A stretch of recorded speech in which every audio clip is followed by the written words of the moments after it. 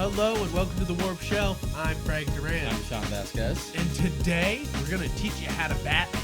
Yep. Basically... In our 12-step program. In our 12... Basically, you are come to the Batman experts. You have come to our home, our house of worship. Yes. We are the Warp Shelf podcast, but you may have known us before as...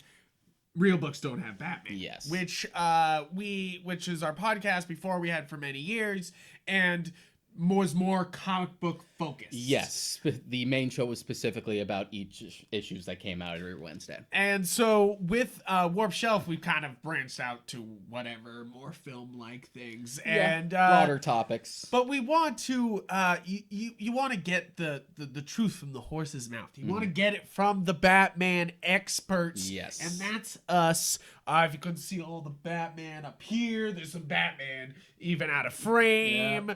Yeah. There's a whole Batman section that we ripped apart to get some Batman. Of the books we're talking about. And basically, guys, we got lots of books to show off for you today. And basically, we're going to teach you, if you've never read Batman comics before, how to jump in. How to jump get in. Detailed about it. What to know, what you need to get deep. Yeah. So this is pretty much a follow-up to our How to Get Into Comics episode. If you haven't listened to that already, you should. This is sort of a direct follow-up to that. That was more broader. We covered, like, basic stuff and different characters just in, like, different quick fire. companies. Just a generalization. So with this, I felt like it was a good idea to focus in on specific characters from here on out, just to get a little more detailed. Yeah, and we want to do this for many other characters in the future if you guys like this one. But we thought we'd start with the one we're pretty much experts at. Yeah. This is the one that I think most of our friends come up to us and ask us about is like, hey, you're the Batman expert. Where do I start with Batman comics? Yeah, And it's you're always just like, flattering when something like anything Batman related adaptation wise comes out and people are just like, so what do you think? So what do you think? So what do you think? And you're like, this is why I entered it. You're just like, To the fucking Evangelion. Yeah. It's serious though. I've been a Batman fan pretty much since like birth. My mom was literally telling stories of how I had 4 Batman pajamas that I would just wear in rotation, and because you didn't want to wear anything. I didn't want to wear anything else. And my mom was saying I would wear the cape and I would look back and run, and like I would do that like all the time. And it's definitely one of those things that I was born in 1992. Batman the Animated Series was coming out at it was 92? Yeah, 92. So it's literally I was like born into this world where everyone was like, Batman's pretty fucking cool again. And you're just like, and it's a kid's show, and you're like, this is not a kid's show, but 90s are like kid's show. and we were harder then. We were harder then. And it's one of those things that sometimes I talk about how my dad like wrapped me in Red Sox clothes when I was born, but one of the weird things that like I've always loved is Batman. I've always been a Batman fan. Like I don't remember not being a Batman fan. You know, like that's pretty much me. The earliest memory I have is watching Batman '89 on VHS, like really young, like before my brother was born. So I would have been like 3 years old. Yeah. So it's like it's burned in there. Yeah, like that's as far back as I can go. It's like that and like my brother's birth. That's like earliest memories. I remember me and my brother for my 4th and his 2nd, because we're born on the same day. So it's for our Halloween we were Batman and Robin, and like, you know, like that's one of my early memories. My brother and I did that too, but for a Halloween. Nice. And it was Schumacher Batman and Robin too. So it was like full nipples and ass. And it's like, it's one of those things that there's lots of great ways to get into Batman movies and lore, but Batman comics is kind of a different thing. Yes. Over 75 years now, going towards 80. We're already past 80. Are we past 80? Yeah, 82. Yeah, because I have the 80th shirt over there. I forgot I have the 80th shirt. I feel ashamed of wearing my Batman 75th shirt was now. like when we were still in college. Yes. Yeah. I remember getting the 75th poster, which was pretty great. I love that. So this is one of those things that I love Batman, not just because Batman's cool. Batman's got the cool gadgets, which is true. Which is very true. Yeah, that does apply. That's part of what the mystique is.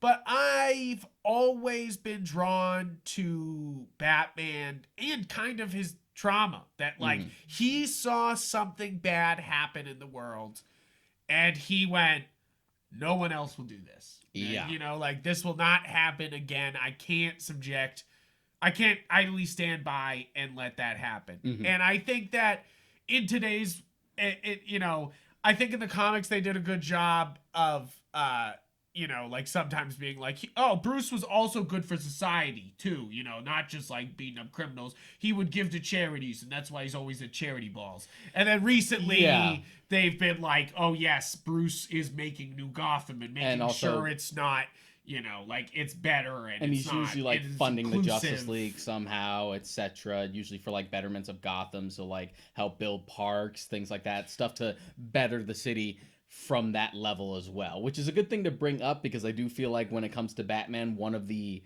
like reductionist criticisms is that he's just a billionaire asshole. Yeah, like, and you're like, no, you're thinking of Tony Stark. First off, it's always just like, oh, he's basically a cop with a cape, and I'm like, no. Yeah, Mary was arguing with me the other day. She's like, isn't he just super cop? And I was like, no. First off, he will hand a lot of cops their asses whenever he wants, and it's literally working outside the law and just helping to stop the continued excessive crime that's going on in his city. Because if there wasn't the excessive crime, he wouldn't have to work with the cops, And like, 9 times out of 10, and this isn't always true, but a lot of times for many iterations of Batman, he doesn't usually kill. Yes, exactly. Which is also a big separation. Yes. yes, exactly. We won't get into it politically, but, somebody... make of that what you will. Take of that what you will. But that's the big difference right there is... And, and of course there's stories where Batman does kill. Like, guys, I feel like I want to get into, hold on, before I get into that, the reason I think what I was trying to say about Batman stopping anything like that ever happening again that's important is that it's kind of it's what My Hero Academia gets into. It's what it is that, like, what makes a hero. And most of the time, it is that just step forward, that like you see problems and you take that step towards solving it. And that's what really makes the hero in somebody's eyes, is that like you stepped up to do something about it instead of the thousands of others who do not, you know, like, and of course there's a lot of white knighting going on, of course, but like, I think that overall, like it's that's what's important about Batman's character, is that he is just a man.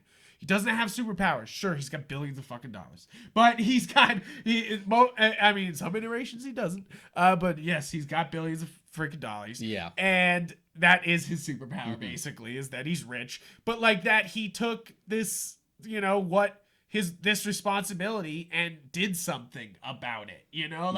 It's the number one. I mean, I hate to get political, but it's the number one problem with people I have with like Jeff Bezos, is that yes, he gives to charity, but most of the time it's to cover tax things. Yeah, and then none of these billionaires have become Batman. What a waste. What a fucking waste. There's so much history to take example from. Much history. You have the blueprint. It's all here, boys. It's all here. Just be Batman. It's you're all disappointing me. Elon Musk, Jeff Bezos, all the billionaires, disappointing. But really though, is that like, yes, it's like, it's funny because you bring up Spider-Man's main motto, with great power comes great responsibility, but that often more comes to Batman, where it's like, yes, he is like anybody else, where his parents' life were taken tragically, and his life was thrown completely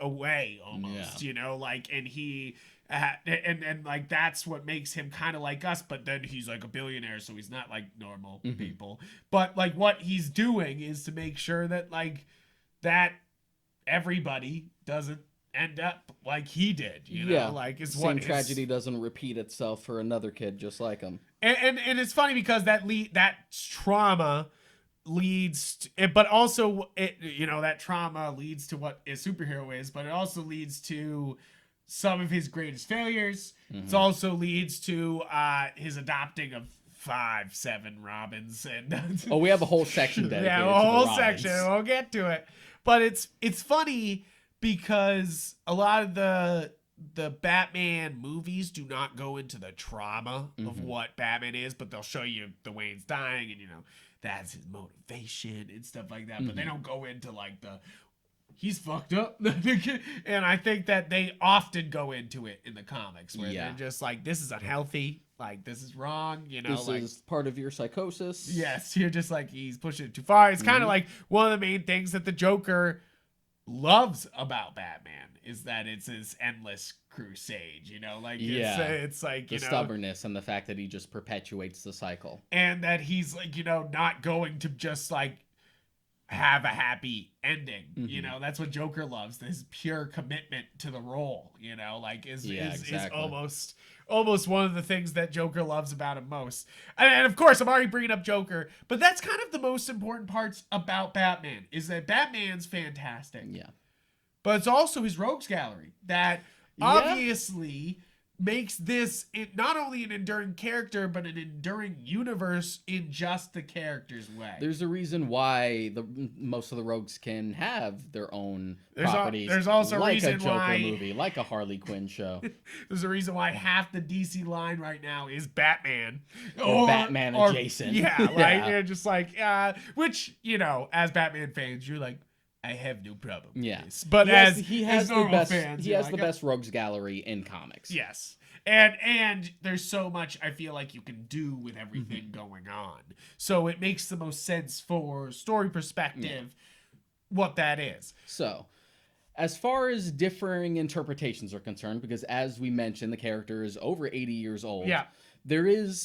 We brought this up before. We had a whole episode dedicated to it. There is no such thing as one definitive Batman. Yes. You can... Yes.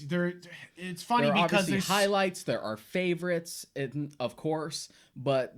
Don't play the canon game. Don't play the like, oh, that's not canon. That's not canon. Yeah, if there's one thing that gets on my nerves, they confirm it constantly that stuff is canon or not canon. Yeah, and even beyond just like continuity policing. Yes, which is like one of the most annoying. Guys. One of the most annoying things to me is when I ever hear that that's not Batman. I should never hear those words out of your mouth. Oh!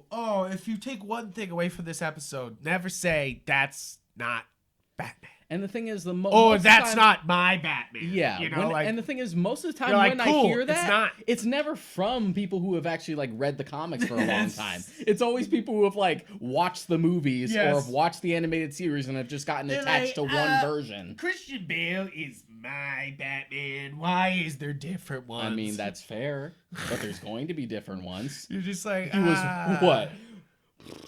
Serial, Adam West, Michael Keaton. Like the 7th Batman we had by that point. So there were plenty before them. There's gonna be plenty after them. Exactly. Like sometimes people complain that there's a new Batman every like 4 to 6 years, and you're just like, yeah, because that's how it goes. Yeah, this franchise is sort of like never ending, and plus at this point it's basically like James Bond. It doesn't really matter. It doesn't matter. Yeah, it's about doing justice to the character, not who's behind the mask per se. No definitive Batman. Don't sit there canon policing. We got a bunch of books here that we're going to talk about at some point. But none of these, even though some of these aren't official DC canon, are not Batman.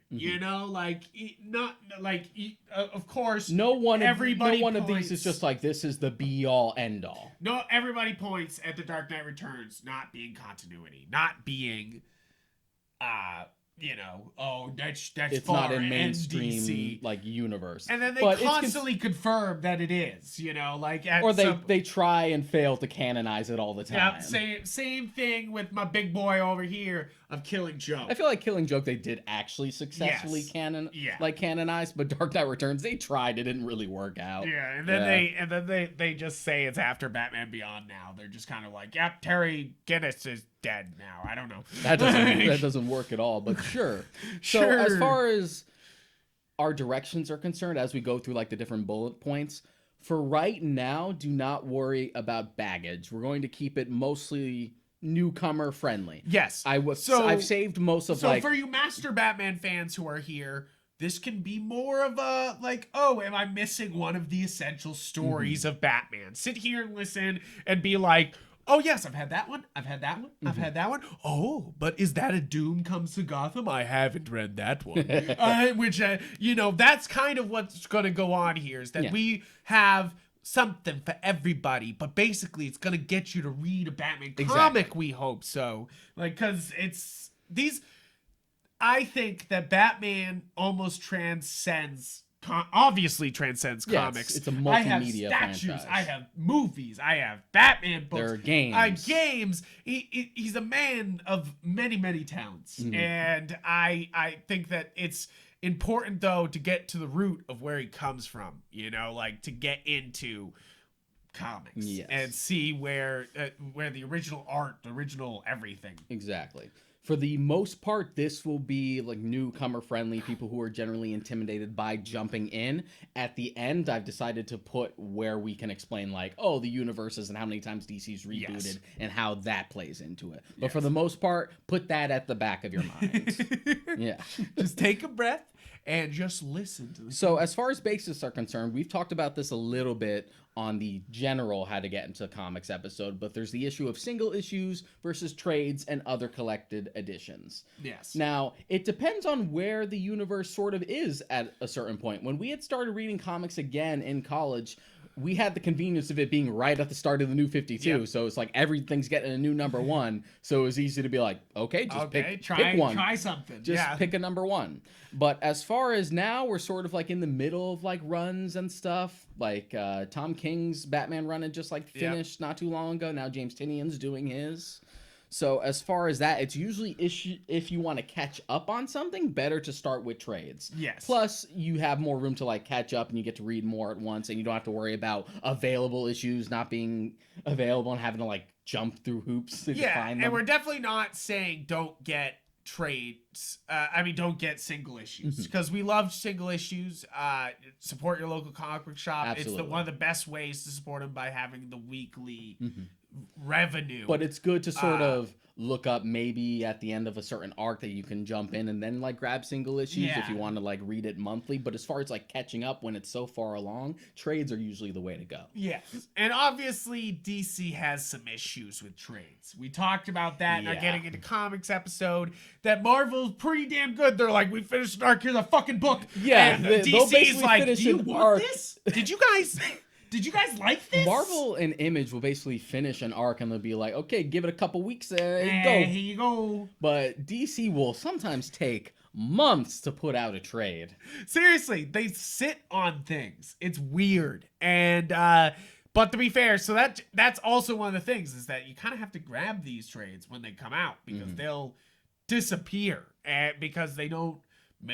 For some reason, DC's creating a scarcity of sorts. Yeah, and they love to push out the hardcover first. Oh, yes. And then once they decide to reprint, that's when they start pushing the paperbacks. Yeah. And I have a good mix of, I think, of hardcover and softcover. As far as like normal trade paperbacks that are like 5 to 7 issues, you're usually fine either way. You're not really going to ruin it if you take care of it. The more you add, though, the more you can potentially worry about the binding. But for the most part, unless it's a huge omnibus or a compendium of some sort, you're usually fine. Yes, absolutely. And it's mostly I say to pick up some of these trades because it's one of those things that like you hold it in your hand and you just can power right through it. Like right here you got the Court of Owls, and you got the first 7 issues right here. Plow through this baby, like easy read. It's one of those things that like when it's 7 issues, you can power through. Yeah, absolutely. You can power through a volume in an afternoon. Like, what's pretty fast. Another good thing to think about when you're deciding to jump in is what aspect of Batman do you actually lean towards? Because as we said, there's no such thing as a definitive be-all, end-all version. And that's one of the best things about Batman is it's definitely one of those things where they're like, what flavor of Batman do you like? Because we have a lot of it. Do you like urban mythology? Do you like the crime mystery stuff? Do you just like the fact that it's very like secret agenty and you get like those sorts of tropes? Or are you just there for like the punchy? Because even right now they of course have Batman, and then they have Batman Detective Comics. Yeah. Then they have Batman what's the weird run they're doing? Batman and Catwoman is a thing Batman right now. Catwoman. Yeah, so if you're thinking partnerships, and they used to have Batman and Robin, which I don't know if they're doing anymore. But they, so it's like one of those things that if you're looking for a weekly comic, or if you're looking for what kind of flavor of Batman you want, like if you want that gritty, like on the street Batman, maybe you want Detective Comics, maybe you want to solve that mystery, or you go into Batman, which is like always the classic Batman type of story, and tends to be like broader, important universe stuff. And then there's always the Batman with big groups type of thing that always happens. And Incorporated, the Outsiders from the old days. Yep. Batman Inc. Yeah, you already said that. Sorry. I'm like, and then they had Batman and Robin. There's Batman and Catwoman, and then and you even have stuff like him being involved with like Justice League Dark. Yeah, exactly. As a consultant. Love that. Yeah. Make that happen all the time. It's one of those things that there is a flavor of Batman for you. Exactly. There is something that he's one of those comic book characters that, like, I think Superman has more of a problem appealing to like any random person because he's more superhero-y. Yeah. Batman's so much easier to hand to anybody, like if there's a type of story you like if you're ghost story, drama, a mystery, action, there's a Batman for that. I mean that's what it's kind of the whole point of our old podcast. Real books don't have Batman. I love books. I love reading books. That we were never crunching on books, but people would ask us, like, why do you read so many comics? Why? Like, you read so many comics. Batman in it, there's real books out there. I'm like, real books don't have Batman. I think is what we said. Paraphrase a quote from Y the Last Man by Brian K. Vaughan, it has all the advantages of film, but none of the disadvantages. Exactly. It is limited only to your imagination. And it's kind of like Batman sometimes can be the epitome of not only hero, I was saying, but also of what comics can do. What can be changed, like put on its head to show you the forefront of comics. And that's because usually with these Batman comics, they're putting the best of the best on them. DC is always heavy loading Batman, or Superman. They try to put the A talent on these guys. Yeah, those are their big boys. And it can show in that, like, sometimes you'll go from one great arc to the next great arc, where you're just like, damn, this is completely ended, something completely new, and it's amazing, like, so it's kind of one of those things that, like, yes, we're gonna give you guys some starting points, but sometimes it's just good to be like, what's going on, it can be as simple as going into a comic book shop and just liking a cover, and then just reading up. Sure, there might be some things that might confuse you if you're in the middle of an important storyline, but you can, for the most part, get the gist of it just through context clues. Yes, and of course it's DC Comics, and they will always remind you what's going on right at the beginning. Some won't, but most of them will be like, last time. So I feel like a good place to start is what I call just like relative standalones or foundational standalones, because some of them have started off as standalones but have then been canonized, like Killing Joke, and they're also ones that, even though they are in universe and quote unquote canon, they still read perfectly fine on their own. And the reason why we bring these up first is because you don't need to know any continuity. You don't need to keep reading something else. There's no, like, you're reading this and then go, oh shit, I missed like 5 volumes that I need to pick up somewhere. These are Batmans that are just done, set, kaput. And guess Correct. what? It's beautiful. It's gorgeous. It's what I want. This one is one of the reasons why I fell in love with reading comics, I want to say. I will unabashed. You're definitely not alone in that one. I unabashed love this comic. Dark Knight Returns is one of those comics that, first off, you can tell Zack Snyder was like, oh, fuck, this is a damn good comic, man. And he's like, I better make Batman vs. Superman be completely not Doomsday stuff and more this for some goddamn reason. They don't want to let me do a Dark Knight Returns film, so I'm gonna put as much Dark Knight Returns as I can to fit. It seriously was. It was seriously Zack Snyder being like, oh, they won't let me do Dark Knight Returns. Let me just cram in what I want and then also Doomsday. And you're just like, but Zack Snyder even says that now. Where Yeah. It's just like, they would never let me do it, but I would still do Dark Knight Returns in a heartbeat. yeah, right? Like, let it do. And Ben Affleck would do a good job with this. I feel like, yeah, you could do somebody else. Like, I mean, bring back, for the animated movie, they brought in Peter Weller. And Peter Weller was always my like dream casting. So yeah, when he was casted in the animated film, I'm like, good enough for me. Oh man. So okay, let's get off to what this is. So Yes. Dark Knight, I'm getting off to the significance of what this is. I mean, it told you. So Dark Knight Returns is kind of this washed up old Bruce, kind of putting away the Batman for years at this point. Middle-aged, but then he starts to get. There's problems going on in the city, and he kind of gets restless. He gets in a car accident, and what he does, and then after that, he's immediately just like, "That's it, I'm going out as Batman." Like, Yeah, you it's know, just like, one of those things where like crime has gotten so much worse, and like the game has sort of changed, so it's become just like random violence. There's no like rhyme or reason to it anymore, and it's just one of those things where like it's already a hole left from when he retired. Yeah. But now it's just like that feeling of obligation, just like there is no better time for me to come back. And this is quite the Batman that is always gritting his fucking teeth, and he's fucking angry, and he's gonna fuck you up. Like this is like, so I mean, As immortalized up here. immortalized up there. Yeah, right. He's fucking his jaws like, I'm fucking revenge. Like Batman in a lot of comics can be shown as sensitive, as being very human. Here, it is more like he is a goddamn machine of justice and rage. This is very transgressive. This was meant as sort of a deconstruction of the character. Yeah. And a way to sort of bring it back to its darker roots. Even though it does too often get sole credit for that, when we were sort of edging back in that direction with the It's Dennis so O'Neil true, though. Like, and Neil Adams stuff. I would say they were doing it before this was more or less happening. already doing it. Like Yeah. But this one is so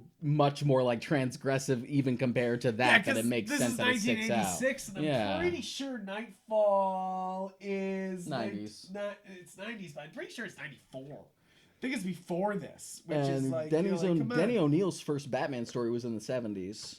right? And you're just like, But the thing was, there was the popularity of the 1960s this is Adam 93, West never mind. TV show, which is a lot more like tongue-in-cheek and almost like self-parody. yes. So for a long time, the comics had also become that, and they had sort of gotten away from the more like darker contemplative, like detective mystery stuff. And we're more So there was a movement to sort of bring that back in a big way. And one of the things was with the Denny O'Neil stuff, and then subsequently Dark Knight Returns.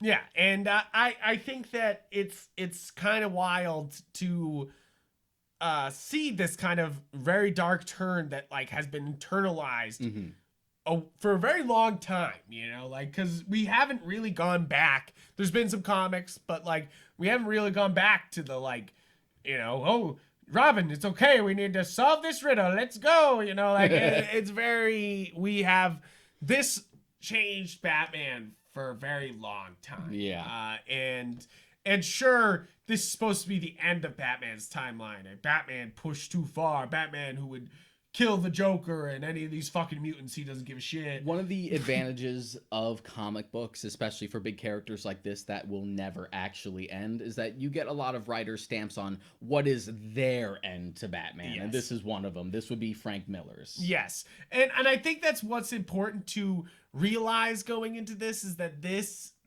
first off, isn't definitive Batman, guys, but this is his take on the end And of it Batman. is a milestone. Yes. Yeah. And this is also, the next book we're going to bring up, another take on the end of Batman.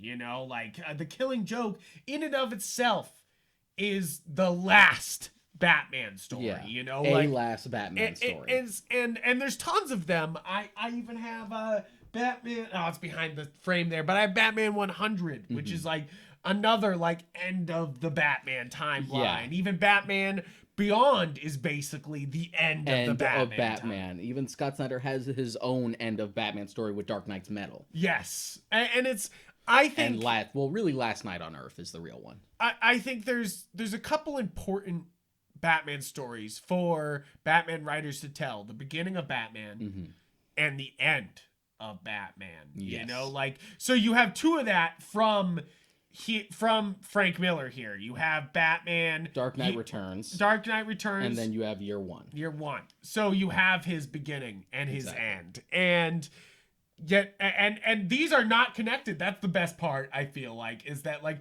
yes, this could all be the beginning of everything, and this could be the end of it, but they don't feel. They really don't. Even if Frank Miller in his head believes that they are. Same thing with like All-Star, same thing with like his All-Star stuff. Yes. He always feels like that's just like one singular universe, as well as like the Dark Knight sequels. It's okay, so for one of these things is that this is one of those master works in art, comic book art, I feel like. Panel design wise, in just movement, in action, it's absolutely astounding. There are a few great examples of comic books from the 80s that have like transcended what was thought of the medium and have been brought up to the same like literary reception, I would say. So this, alongside with like anything Alan Moore had written, like Killing Joke or Watchmen, and even stuff from Neil Gaiman, like The Sandman, was stuff that you could bring up even to the snobbiest of people and be like, no, this is literary work. It really is, because it's one of those things that when you're talking about like the best graphic novels, I immediately say Watchmen and The Dark Knight Returns. You know, like, as a, like, I can hand this to anybody and anybody will get what's going on and understand. Yeah. And I basically, if you haven't read Dark Knight Returns because of some reason, fix it. Like, yeah, it's going to be like, one of those things where even if you don't start with it, it's going to be one of those ones that hangs over your head, and if people find out that you haven't read it, they're going to nag you about it. Yeah, they'll be like, oh, it is one of those seminal works that you should read. You gotta. And you're like, yeah, I do. I know. And you're, but really though, this is some of the best that's, ever Batman's, like, and that's why we show it off first, is that, like, if you're gonna start somewhere, start at this end. I'm just kidding, but like, this is, we can't, I'll spend all day on this. We'll literally do a whole podcast about this one day if you want, but I'm pretty sure the only episode of Real Books Don't Have Batman that's still up is our Dark Knight Returns animated movie review, where we really get into the animated movies, which, yes, if you haven't read this book, you can watch the movie. It's a good substitute, especially watching the both. It's a really good adaptation. It's a really good adaptation, but please do yourself the favor and read this book. This is just for some of the best comic book that's ever booked. The narration alone makes it a very different experience, because you don't get that with the visual medium of the animated film. Absolutely. And exactly. And Klaus Jansson's colors and Frank Miller's art is fantastic. Yeah. And it's one of those things that I think that it's come to be this like bro thing, to be like, oh man, The Dark Knight Returns is of course the best of all the Batman comics, which it has itself informed the like pushback towards it. Yes. As just like, okay, Dark Knight Returns isn't that good, guys. Just like, well, it is, but of course, like anything else, things age. Yes. Yeah, exactly. And to me though, it still stands out as being one of the best. And we've said it before, but you can't help people who sort of like interpret it the wrong way or necessarily like take some aspects of it too seriously. What becomes a problem is when you become gatekeepy about it. Yes. And that's, I think, one of our messages here on the podcast always is, don't gatekeep, motherfucker. Don't do it. Like, seriously, let anybody get into the comics. Like, I'm not going to judge you if you haven't read The Dark Knight Returns. I'm just telling you. But it's a get helpful down suggestion. on it, boy. And that's what this episode is for. It's all to just like help you get you started. Yeah, get you started. Now, one of the best standalones that's been kind of worked into continuity, and also has been adapted, I think in a lot of ways, like elements of it tend to infect like other versions of Batman, where you have versions of the Joker where it's just like, yes, and something a has lot of happened people in a lot of different like versions of Oracle, which is a direct result of what happens here. And a lot of people take this story as one of the Joker origin stories, even if it's not supposed to be canonical, like. Yeah, and to be fair, even the book like pushes back against that, because you have the line of just like, if I'm going to have a backstory, it might as well be multiple choice. Right. So even the book itself is like, this might be a lie. And to be fair, I have not read The Three Jokers yet, which I hear kind of delves into. I haven't read it either. That's one I've been meaning to. It's definitely one of those things that I'm gonna get the graphic novel at some point and get right through. I'm pretty sure it's first out. on Fabric is amazing. I've seen the art on it. Fabric is He's always been great. He's fantastic. So good. Okay, but back to this. So first off, it's Alan Moore writing Batman. That's all you need to know. Podcast over. Fucking Alan Moore is writing Batman. So if you're unfamiliar with Alan Moore's work, a good thing to go back to for as far as episodes from us is the Watchmen 2-parter we just did. Yes. And we get into Alan Moore and kind of his work and kind of his disdain for superheroes. But this was at a time when he was working for DC, doing Swamp Thing, doing this, and many others. A few Superman stories. Yeah. What happened to the Man of Tomorrow? And, for the Man Who Has Everything. Which are all fantastic. Those are great stories. Great stories. It's funny because Alan Moore hates superheroes so much, but he was doing some of the best, and it can't be denied here. And it also comes from a standpoint of like, he understands superheroes and he feels like it's played out a little too long. Yeah, I mean, I think with superheroes, it's kind of like it's the perfect American genre, because we had the perfect American genre before. We had cowboys. And everybody was like, yeah, cowboys. Yeah, they can do whatever they want. And they live out in the West. And now we have superpowered cowboys in that they wear masks and they still do whatever they want. But now they're superpowered and they can relate to anybody. Yeah, that's kind of why I think the superhero genre is the great American genre. Because it puts into everybody that like main character feeling that everybody in America thinks they are, like I'm the main character. Everyone's a hero of their own story. Yeah, exactly, and that's why we love superhero stories. Is that they're like, oh yeah, that guy's a superhero. I could also be a superhero, and I think that kind of upsets Alan Moore when he's like, look, you could use it for a vehicle to tell a story about violence, and you're like, oh God, okay. But he does, I mean, that's basically here, it was just too good.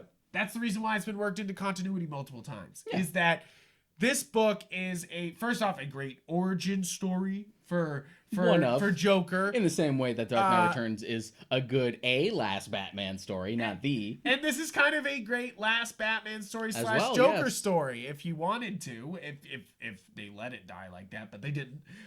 So the philosophy behind this book, if you've never read it, is Joker's philosophy is that anyone could snap and become just like him if they had just one bad day. One bad day. And Joker he's decides like, I'm going to go around and make people have bad days. Yeah, and so he decides to shine a spotlight on Jim Gordon and try and give him that one bad day. Yeah, and he basically goes in, shoots Barbara Gordon, and takes photos of her body as she's being beaten up. Yep. And kidnaps James Gordon, undresses him, puts him in a roller coaster where he rides through like a chaotic fun house where he sees like naked pictures of his beaten daughter.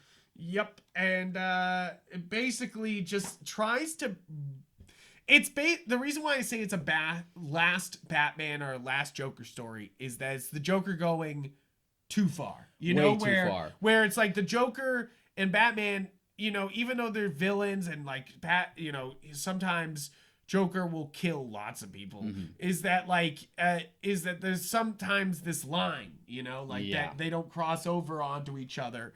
And there's some I think the best Joker stories is when Joker gets personal, obviously. When he kills Jason Todd. When this and Killing Joke, when he decides I'm just gonna break the commissioner, you know, like and even for then, as much as this crosses a line, it had even been like pulled back a bit by the time we got like the final printing and what we know now. Yeah. Like, it gets worse. The implied potential assault, which some people do interpret here, it's not really in the text for this, but it is more heavily implied in the original script and unused artwork. Yeah, there's definitely this moment where he's undressing her and that's when the scene ends. Yeah, you know? the original I can artwork, see why it's definitely implied. Yeah, the original artwork also has more like graphic nudity. Yeah. For Barbara, yeah. But that's an example of just like intent versus like, okay, we can pull back. That's not what ends up in the actual story. You got to shout out Brian Rowland here. No one draws Joker like Brian Bowling. Oh my God. Period. He's so damn good. He's like, you know, I was, there's going to be a lot of artists we shout out today, but holy crap is he good at. Like, it's just one of those guys that like, you're just like, please, all the time, do everything, you know? I'm so glad he did like the covers for the nice deluxe editions for Animal Man. Right. That came out, the ones that I just bought. I'm like, yes, give it. He still got it. He still got it. He's just incredible. It's one of those things that he's got this great like realistic but cartoony style that just is perfect. One of the interesting things to discuss with the Killing Joke is the different colorings. Yeah. So when Killing Joke originally came out, it had more of a like trippy sort of like garish art style. Yep.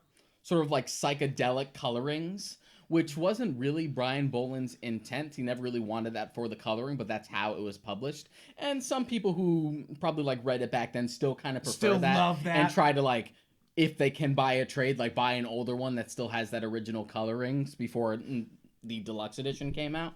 It's one of those things where like I can see the appeal of both, but I tend to lean to this one more because this is the one I had read. Yes. And it's more closer to like Boland's original intention. And for the you can coloring. see his coloring is so fantastic here that like, yes, you can like the original, but this is kind of like a director's cut in that way, where he's like, I didn't have the money or time to finish it at the time, and if you give me the chance, you know, like, it's one of those things that they show off some other stories here, like.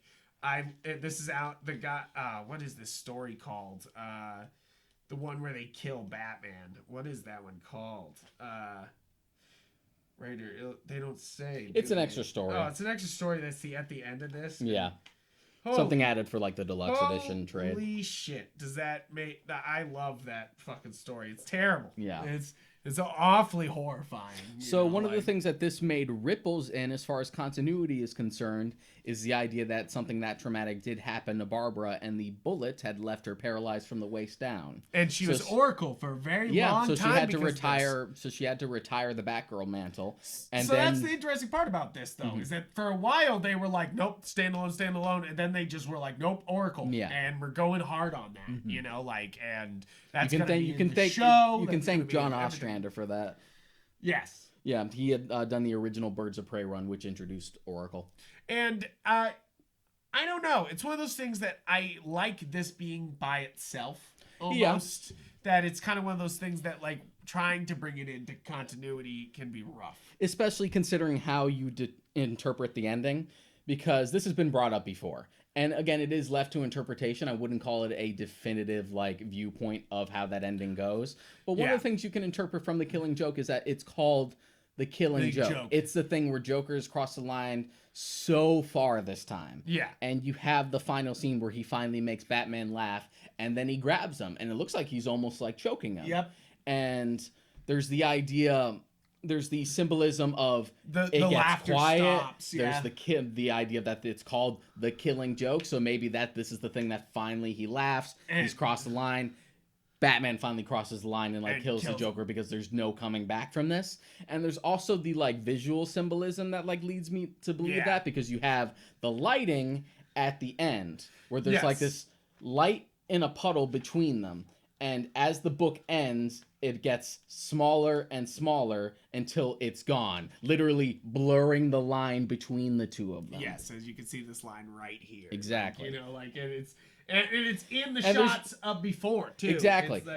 And with Alan Moore is a very detailed writer. Like, nothing is by accident. In the frame, nothing in the frame is by accident. You can buy specific deluxe editions and trades of his work and sometimes get script samples, and down to the most minute details he writes down. It's one of those things where I'm sure it's an artist's nightmare. Yeah. It's just there is no room for interpretation or playing around. And it's just one of those things that I'm sure that can be why a lot of artists have stepped away from working with Alan Moore sometimes, is that they're like, hey, I want to do something. But it's also nuances like that why the animated film doesn't understand this story. No, absolutely. The animated film is a huge disappointment. First off, because they try some different things, like the Batman and Batgirl relationship. Here's the thing. And... this book has become more and more controversial as time has gone on because of the way it treats Barbara Gordon as sort of not necessarily as the head in the freezer. Yeah. As the not like a full fridging because she doesn't die, but sort of in that similar vein. Yes. But the thing is, I felt like we already had pushed back against that and it dwelled on it and didn't just make her a victim in mainstream continuity with the Oracle she stuff. Becomes Oracle. And she exactly. So it's one of those things where if you do treat it as its own thing, sure, that can be a problem in a bubble, but as far as the main universe is concerned, we have addressed this and it hasn't gone away. Yeah. Even in the New 52 where Barbara is able to walk again, she still was Oracle before that. Yeah. And it's something that hangs over her. Yeah, exactly. And I'm for that. It makes sense to be okay, for this interpretation, why don't we explore Batgirl a little more so we actually make her more of a character so it's inherently more tragic and it's not just victimizing her or objectifying her. Yeah. But the point is, it's made decades after the fact, it's from a completely different writer. It also has in Bruce Timm's worst aspects his love for just Batman and Batgirl shipping. And it just doesn't really fit with the rest of the story, and it's so clumsily put together. Yeah. So it just it actually ends up making it worse. And then the thing is, even if you completely compartmentalize and take away the Batgirl section of the film, even if you just separate it and just do what the comic covers, it still doesn't do it justice. Yeah. One of the main things they always put on a quote for The Killing Joke is they have the Tim Burton. I love The Killing Joke. It's my favorite. It's the first comic I ever loved. Mm. And after reading this, and then you watch Batman, this is one of those that influences the original Batman take and the original Joker take hard. We have a whole section on the list later about what the individual movies are pulling from. And to be fair, it doesn't really come into a head heavily until the Nolan trilogy, but we'll get into that later. Yes, absolutely. Next up is one of the best of the Batman universe, and it's a standalone, The Long Halloween. And of course, its sequel, Dark Victory, Yes. which we have back there, but too many books to bring out here. This is Jeff Loeb, Tim Sale, the goddamn dream team, baby. Absolutely. Like, seriously, these guys are the dream team of comics. Like, I sometimes you see a pair together and you're like, hot damn. So And this is definitely a this great one of them. standalone to be like, do you want like noir mystery, like real heavy detective stuff? Long Halloween is the immediate instinct to be like, read this. Yes. This is definitely one of the best Batman mystery stories. And I'm not just saying that because sometimes you read a Batman mystery and you figure it out like a couple pages in, and then at the end you're like, oh, I'm not surprised it was the goddamn Yeah. Riddler or something. This you know, is one like, of those things where like, even if you guess like who's behind the crimes, it still plays. yes. I think that Because sometimes mysteries like that can fall apart where once you know the twist, it either doesn't add up or it just sort of takes away the nuance. But then it works if you can read it again or experience it again. Yep. You're just like, oh, this still all plays. This is how I can connect the dots. This still works great, even if the twist wasn't some big reveal. Yes, exactly. I'm very excited. This is another one that's getting a standalone movie, two-parter. Yeah, a two-parter. Two-parter. Yeah. Which I'm excited for. I'm excited to see what they can do. I'm not excited to not see Tim Sale type Artwork, art, but to be fair, that one's a tough one. yeah, You look at certain art styles that you think are a little tough to translate as far as full animation is concerned. And I feel like Tim Sale might be one of those, so it is sort of a shame. But at the same time, I feel like we've also done ones that are just as difficult. Like, I think the All-Star Superman movie did a pretty good job of translating Frank Whiteley's style while also being streamlined and sort of different. And I mean, to be fair, Tim Sale is very much going for Batman the Animated Series sort of look here, and very dark, but also very exaggerated colors. on purpose. You want to talk about like another one who like doesn't draw, like no one draws Joker, like an artist does. I love Tim Sale's Joker. Yeah. I love the big mouth. The bigger, the better. This is 96, so this is into the popularity of Batman the Animated Series, you know? So it's... And, okay, so one of the best things, the things that I brought up in last week's episode, Batman Hush, and the animated movie that goes along with it, and why the animated movie didn't work, because it's basically a Jim Lee showcase in the first part. I think that Long Halloween will work by itself because it's not just a Tim Sale showcase, which it is. Yes, it is like, an excuse to be like, Tim Sale, draw every villain in the Rogues Gallery. Yeah, exactly. All the important ones. That's why if you're a Batman Rogue Gallery fan, and you, this is the book these are the books to read. Dark Victory, Long it works Halloween. as a great crime mystery, but you also get a taste of every one of the major villains. And not in a contrived way either, like Hush, where it's just like, why are they here? Because we told them to. Because we want Jim Lee to draw it. Yeah, it's like definitely they build it in a lot. And the fact that it takes place over the course of the entire year makes sense for the scope that he would run into different villains at different points. Right, it's not just like, oh, it's happening over a weekend, and for some reason, all these superheroes and villains can all be together on the same weekend. They don't have any contractual obligations or none of them are in mitzvahs Arkham, I guess. or Arkham. This is also where Calendar Man becomes an actual sort of famous Yes, Batman this is villain. where Calendar Man was reinvented. So you have the normal Rogues Gallery of Batman, which I always say is kind of the 1966. The Batman, the Adam West nailed who the important villains are: Riddler, Joker, Catwoman, Penguin, and Riddler. Riddler, and they got a couple. They got a bunch of others, but really those guys who kept coming back are the main like A-list villains, which is funny talking about A-listers when you talk about Batman Yeah. villains, but it's true. No Raish because he didn't exist yet. No. No Ivy in 66 either. No, I don't which know is if funny. she had been created yet. No, I'd imagine she would have. They talked about it. It was one of those things that they wanted to and just didn't do it. They just never got around to it? They never got Okay. around. That's why she's in the 66 comic. That makes sense. It's because they were like, hey, we can do it, you know, now. Like, Yeah, 66 never did Two-Face either. yes, Yeah. which is weird, you know, like, because, yes, Two-Face is undoubtedly A major one. an A-lister, Yeah. you know, like, and Calendar Man always came across as not an A-lister, but a D-lister, maybe an F-lister, like, you know, like Very- Polka Dot Man, Very gimmicky. Calendar Very Man, gimmicky. It's just like, all holiday-themed crimes. Just like, what's a the Golden holiday Age this hero, month? Yeah. a Golden Age What's hero. the holiday this month? It will be, it's Christmas. Time for a Christmas-themed caper. And here it is more, you know, like Serial killing. serial killing, and it's very serious, and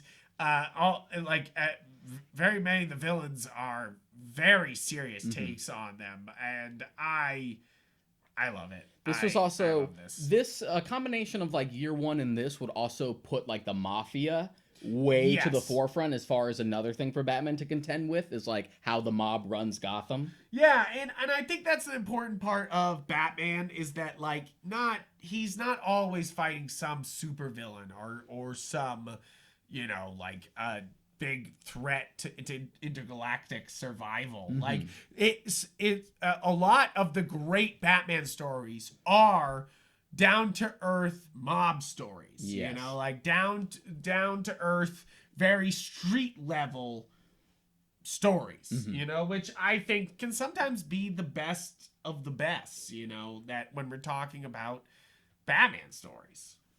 They don't all absolutely. have to be the Dark Knight Returns and him having to like save America and take down Superman. Sometimes it can be what the fuck is happening with these murders, you know, exactly. like which I'm totally cool with. And sometimes you might prefer those more intimate stories, and that's why you can sort of pick and choose. So, year one is also a good standalone to bring up, but I feel like I want to save it because I do have a whole section dedicated to like year one related stuff. So I want Yes. to put a pin in that for now because we did talk about it a little bit already. I think we didn't bring up though how important Two-Face is in this story and how great of a Two-Face origin story this really is. This is so. I mean, there's a lot of like, you know, there's a lot of Two-Face stories, and they always retell like him getting the acid in the face at the thing. But Assuming it is the acid. assuming is the acid or a burn or something. A burn. This really gets deep on it, and I think that's one of the best parts about this story. It is, but it's always tragic because some iterations will also make Harvey. Some of them make him a bit like dirty or slightly corrupt. Yes. And some make him like very sympathetic, so it makes it inherently more tragic when he does have the inevitable turn. Yeah, it's just like, and you're just like... Fun fact about early development on Batman Returns, Max Schreck's character was supposed to be Billy D's Harvey Dent, and that whole scene where Catwoman electrocutes him was supposed to be set up for him having the scarred face in a third movie. That would be cool, but... Nope, course, but we didn't get that. Nope, are we getting the comic of that, though? Are we getting Two-Face in that, or...? It's been shown in like the concept art and stuff. So, It'd be... We'll see. Give me my money back if you don't give me my Billy D Two-Face. What do you think I'm here for? What do you think I'm here for? So, but really though, this is my brother's favorite Batman story. It's a good one. I think it's one of the best. It's a great one. Yeah. So moving on from like big standalones, here's when we start to go into runs. Now, as far as like layman terms are concerned, it's basically just a sole creator or creative team. Yep. Working on the character or book consistently through a few months. So you sort of collect that in as a run. So for example, Scott Snyder's run, he had written from the start of the New 52 up until about like 2014. Yep. And that's his run because he was like the main writer for the Batman title and Greg Capullo was his primary artist. Yes. That's a run. It's like a team together that's always together for a whole run instead of just a guest star or a small arc or something. Or at like least that. they stick around for a while, and even then you have like the consistent writer who's always there. One of the classic writers that that everyone points to as like one of the turning points of Batman is Dennis O'Neil. Rest in peace. Died a couple years ago. Like fantastic. Yeah. Like just fantastic work. He definitely understood that where Batman was headed at the time. Yeah, at the time, it's definitely the epitome of crime, mystery, like pulpy adventure stuff, while also the mix of sort of like grandiose, like secret agent stuff. Yeah, it's like Batman at its pulpiest, I would say. But with Venom, which is one of my favorite O'Neills, and they got Trevor Van Eden and Russell Braun on here, and this is one of my favorite O'Neill stories because, of course, it leads to Nightfall later on. This is the story that introduces the Venom drug, which would later be used when we got to the creation of Bane with Chuck Dixon. And it's funny because, this is Venom before Bane. So you always think of Venom as, Batman Forever and, like, it's Bane's thing. But really, Venom was first brought in as a way for Batman to try to keep up. He was feeling like he was getting older, slower, and it's really a don't do drugs, kids. Drugs are bad, and Batman taking a bunch of fucking drugs story and starting to become more and more violent. Yeah, it literally is like a drugs are bad story, but it is a great one because it's really is like Batman pushed to his edge and being like, well, I'm gonna fucking just take these crazy ass drugs. And to the point where he's like, I'm gonna go down to the Batcave for like a month and just detox. Look at this cover. He's fucking fighting a shark. Who needs more? Like, who needs more? It's a fantastic story full of like consequences and dark turns, and O'Neill really understood this, like,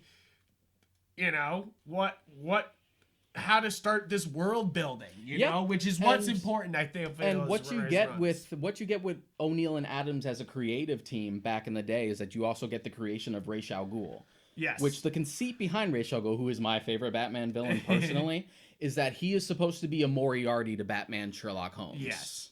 That's what he functions at. And also kind of like almost in love with his everything, like kind of his a big fan, and just that idea of like the darker reflection of Batman, or what Batman could potentially become like if he ever decided to like cross certain lines. Yeah, exactly. And and when you look at Dennis O'Neil and Neil Adams like team ups, it tended to be for Ra's al Ghul stories. Yeah, that was their boy. I recommend O'Neill anything really, but I do recommend Nightfall and Venom, basically. Yeah. I feel like it's about as far back as you can go while still maintaining that sort of modernistic accessibility, where it doesn't feel too old and too like silly by contemporary standards. Yeah, exactly. You're just like, wait, hold on. What? Yeah. So Dennis O'Neil, but one of the other greats is shown off in the back here as an ad in the back Batman Venom is Grant Morrison. Yeah. Grant Morrison is first off one of the great comic book writers. We're talking about Alan Moore earlier. We're talking about Scott Snyder, I think, is one of the best living comic book writers. But Grant Morrison is a literal fucking genius, guys. Yeah. Like, he has transformed and changed the comic book landscape more times than you could count, and you could point to literal examples of him doing it. And the thing about Morrison's run specifically is because Morrison's writing can be a little esoteric, especially if you're first getting into comics. The man's all here. Yeah. The man's all But here. the thing that works about Morrison's run in particular is that it is all encompassing as far as like the entire history of Batman is concerned. Because as far as Morrison is concerned, everything counts. Fuck the canon. He loves to call back to like older stories and sort of like bring them and sort of legitimize them. It's funny. He starts off with the Black Glove, and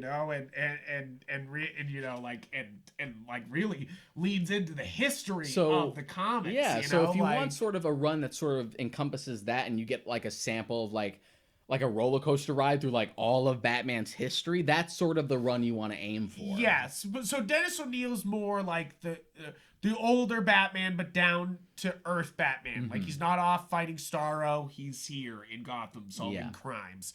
Grant Morrison is more just like Batman fought Starro yesterday, and he's here today fighting the Black Glove. You know, like, and also he's got a son. You know, like that's the advantage of Morrison's run, is that he never thinks of Batman as just the one thing. It's just like, no, it all counts. It all counts. And I like that idea. I like that idea of it all. So with that, counts. like you had said, this run also is the thing that introduces Damian Wayne as like the latest Robin. Which I think is one of the best additions to Batman comics in a while. I feel at first everybody... It's basically what they attempted to do with Jason Todd, but actually successful. Exactly, because they were like, let's give him a smart mouth, stubborn, smart mouth Robin, that kills. And then you're like, but eventually learns that killing is bad. Oh, you know, man. like, oh, man. But the thing is, I mean, I remember when they first announced it, I was like, fuck Damian, you know? Like, I was like, no, this is... Yeah, he grows. This is dumb. He grows on you, like a fungus, and, a little shithead. And I really do give a lot of credit for what modern Batman is to Grant Morrison. He changed the game. He introduced Damian, but also Batman Inc. And you know, like, and really what Batman does as a team member. You know, like what he brings in. His run. Between Batman his solo Batman run as well as his Justice League run, his JLA run, it's sort of the introduction of what like fans affectionately call Bat-God.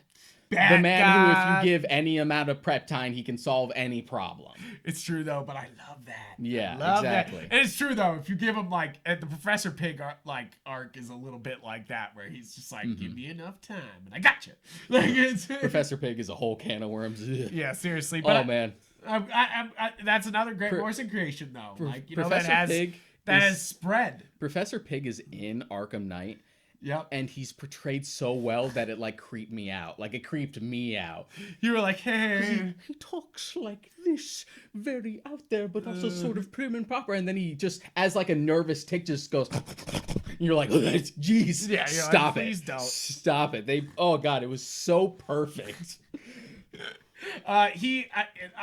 Is it the Harley Quinn show that has Professor Pig also for a little bit, or is it? I don't remember seeing Professor Pig. I'm trying to remember. But where the Batman had Professor Pig. Yeah, right. But that was like a much different, like kid-friendly version of I couldn't believe they made that happen. Because that's definitely. I feel like Dennis O'Neil is like an everything comic. Grant Morrison's run on Batman is very adult.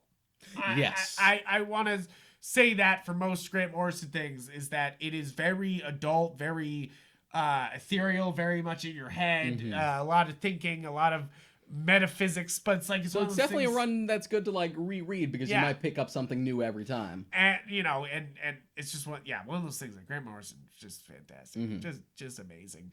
But the man, the myth, the legend, Scott Snyder. I personally, this is my guy. This is it, guys. Scott Snyder and Greg Capullo are pretty much solely responsible for getting us back into comics. We had just visited Newberry Comics on a whim, just to have fun, maybe just like thumb through some books. See some movies. I, on a whim, decided I'm going to buy Batman #1. And then you bought a couple comics as well. I remember like Justice League being one of them, etc. And then like the one that like really stuck, and I spent like the rest of like the next 2 weeks trying to get up to issue 7 at the time, was Scott Snyder's Batman. That was the one where we're just like, this is the book. This is it. And it really is. Like, first off, you have Scott Snyder is absolutely amazing. So he had previously worked on Batman already with like a brief Black Mirror, a detective comic which story. I have back there. Also a great story. It was at a time where Dick Grayson was Batman. Yeah, it's not Bruce. This is definitely... I feel like that's why this is important, is that like before it was all Grayson, you know, and this was Snyder finally being handed the keys to Bruce. Which is another point in favor of Morrison's run, is that you get Dick Grayson Batman. Yes, and it's good, you know, like it's not bad, you know, like you're not just like... It's great. You almost wish it stuck around a little longer. Yeah, you're just very interesting, but these things are always going to like come and go. Yeah, absolutely. And Greg Capullo is absolutely fantastic. He's known for his Spawn comics. Yep.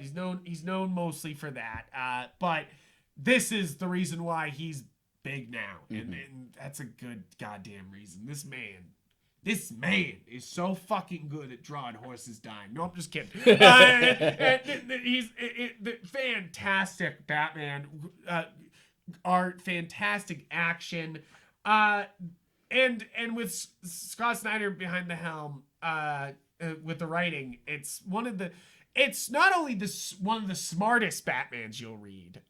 It's one of the most reverent. It loves Batman. Scott Snyder loves Batman. It's also one of like the cheekier like mainstream Batmans, because Snyder loves to play into sort of like, I'm the shit as far as like Batman is concerned. Like he makes like a couple goddamn Batman jokes. I'm the goddamn Batman. So like he's not afraid to like meme it up sometimes.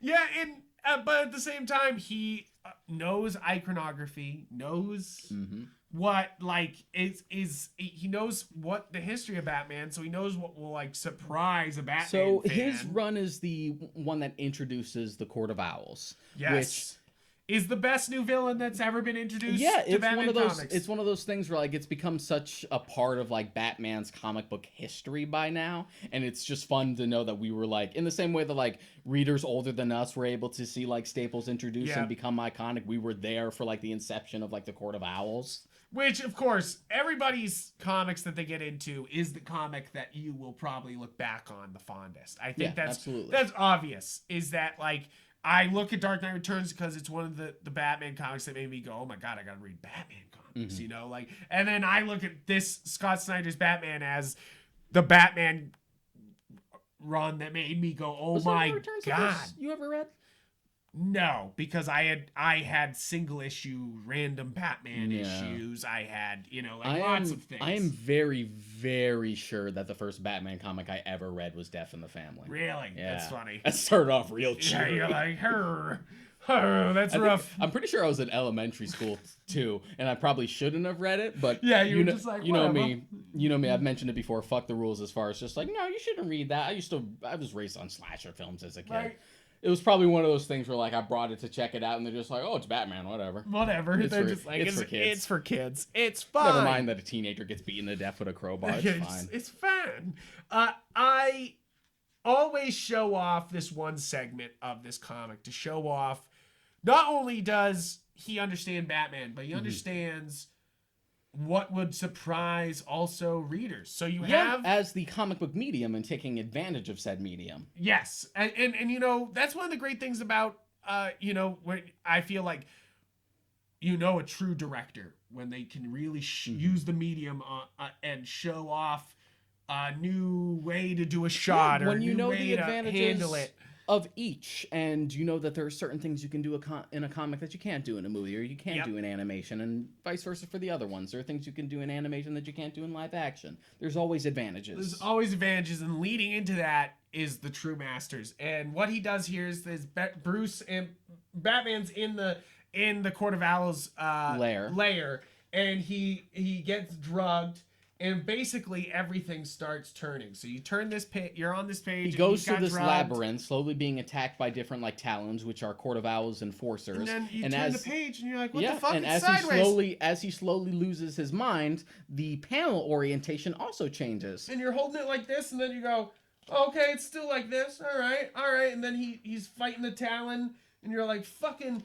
So you start to get used to reading it from like a landscape orientation, and then all of a sudden it starts to like flips again. It starts to turn back around, and then you realize you're reading the issue upside down. Yeah, and you kind of almost don't know where to turn next. You're like holding upside down, and you go, "Wait, do I go?" The sort of left, disorientation. Right? I love it when I get people to read the Court of Owls, and I just don't tell them about the issue, and then they come out of it just like, "Oh, that was so crazy! How like the comic like turned around." Because he's going crazy, so you're like going crazy as the reader. I'm like, yeah. Yes, you get it? Using the format? And really, that's really it. Is that like Scott Snyder will not only open your eyes to great Batman, but also great comic book art and great panel use.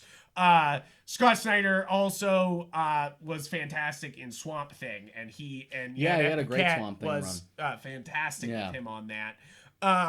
And it's funny because I feel like Scott Snyder and Grant Morrison are very close together in a way, where they both love Batman.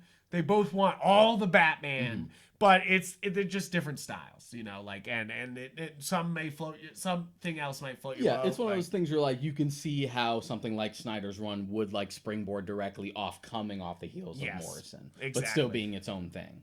Exactly. And I mean, there's other people who do that crazy stuff. I feel like Jeff Lemire's all the time being like, here, you're reading a comic book upside down, and you're like, what the fuck? What did you do? Those are definitely the two golden boys of the New 52 was Scott Snyder and Jeff Lemire. Those were the guys. They're the boys. And I mean, if you're listening to this episode, you probably saw Sweet Tooth was released on Netflix. Go respect your boy and watch some Jeff Lemire Sweet Tooth because goddamn, it's good stuff. So that's those are some really great runs. Those are some really good runs to like start off with like very different flavors. Now, one of the things I do want to talk about to sort of like educate people who aren't familiar is what are specific comics or runs or like elements that the movies pull from. If you were like, wow, I really like this one Batman movie, but I didn't know about that other one. Well, let's point you in a comic that influenced that movie specifically. So going case by case, at least as far as like the Burton and Schumacher films on, you have Batman 89. The first four of those movies don't really pull too much because it is sort of from a different era of just like, we know what we're doing. We'll just make stuff up. But you do have elements from like, the comics. There's a little bit of 66. There's a little bit of the old like Denny O'Neil stuff. There's like visual like cues where they're just like, oh, it's inspired by elements of The Killing Joke. There's a little bit of Dark Knight Returns in there. But it's mostly like very loose. Once you get to the Nolan trilogy is when we start to pull a little more heavily, where it's like very evident that they're pulling. So as far as Batman Begins is concerned, if you like Batman Begins, what it's directly pulling from is a lot of Year One and a little bit of Long Halloween. So, and we already kind of talked about him a little bit, and we'll get deeper in on Year One. But Batman Begins is very much this.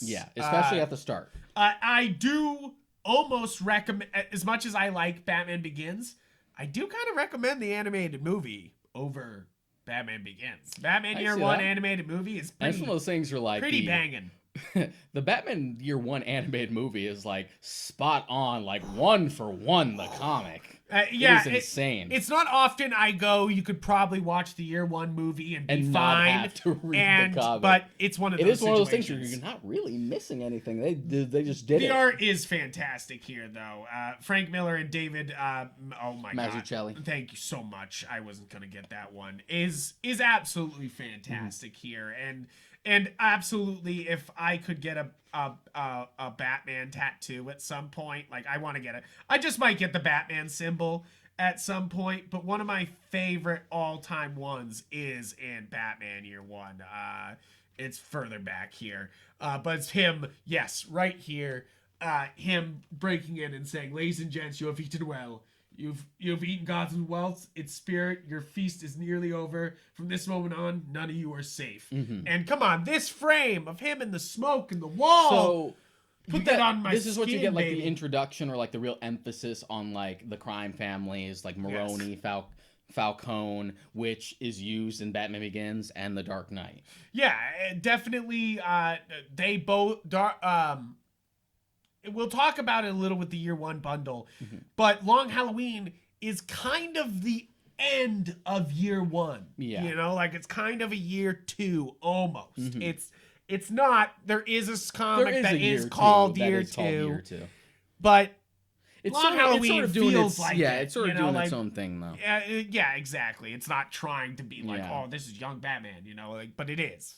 So that's an easy one to like jump into as far as Begins is concerned. Especially because I think Year One's an awesome one because it doesn't have any supervillains or any of the Rogues Gallery. This is just Batman versus the mob, and that's what Batman Begins sort of does. Another interesting thing about Year One is that people argue that Batman's not even the main character of it. It's really Jim Gordon. It really is. Yeah. It really is about his Jim Gordon.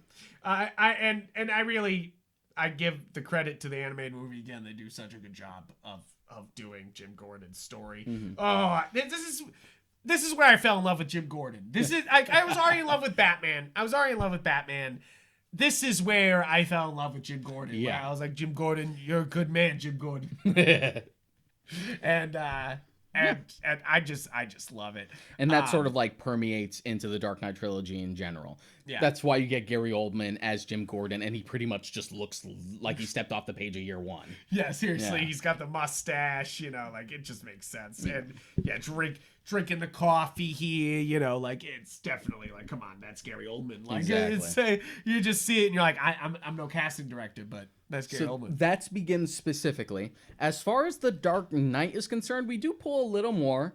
We're sort of beyond like the year one stuff for the most part, and now we're pulling a lot more from Long Halloween, especially Yes. as far as like the Joker stuff is concerned, and more of like the emphasis on the mob again. Yes, where it's like, yes, we're on the mob, but Joker's fucking with the mob. Yeah. You know, like, which is not often. I think that's very much a Long Halloween thing where he's manipulating the mob. Exactly. You know, like, And then you also have, beyond that, you have a little bit of like the Killing Joke as far as mostly like Joker's characterization. aesthetic, and that he doesn't have a nailed down origin story. Again, I've said it many times. I love The Dark Knight. The Dark Knight is one of my favorite movies. I don't give a shit what you say. I don't give a fuck. I don't give here's a the thing. shit, dog, if you think it's a bad movie. I don't don't- care if it's problematic now. I don't care if Bruce was kind of a whiny little bitch by being like, but I'm not Batman anymore. Like, I still fucking love this movie, and it pulls from some of my favorite Batman comics. I will say that I don't care about hype backlash. Just because you're tired of hearing people talking about the Dark Knight being like the greatest Or the comic book bros film being like, or oh, it's anything one of my like favorite. that. Like, it doesn't matter. The movie still holds up, and we're still having trouble topping it. Yes.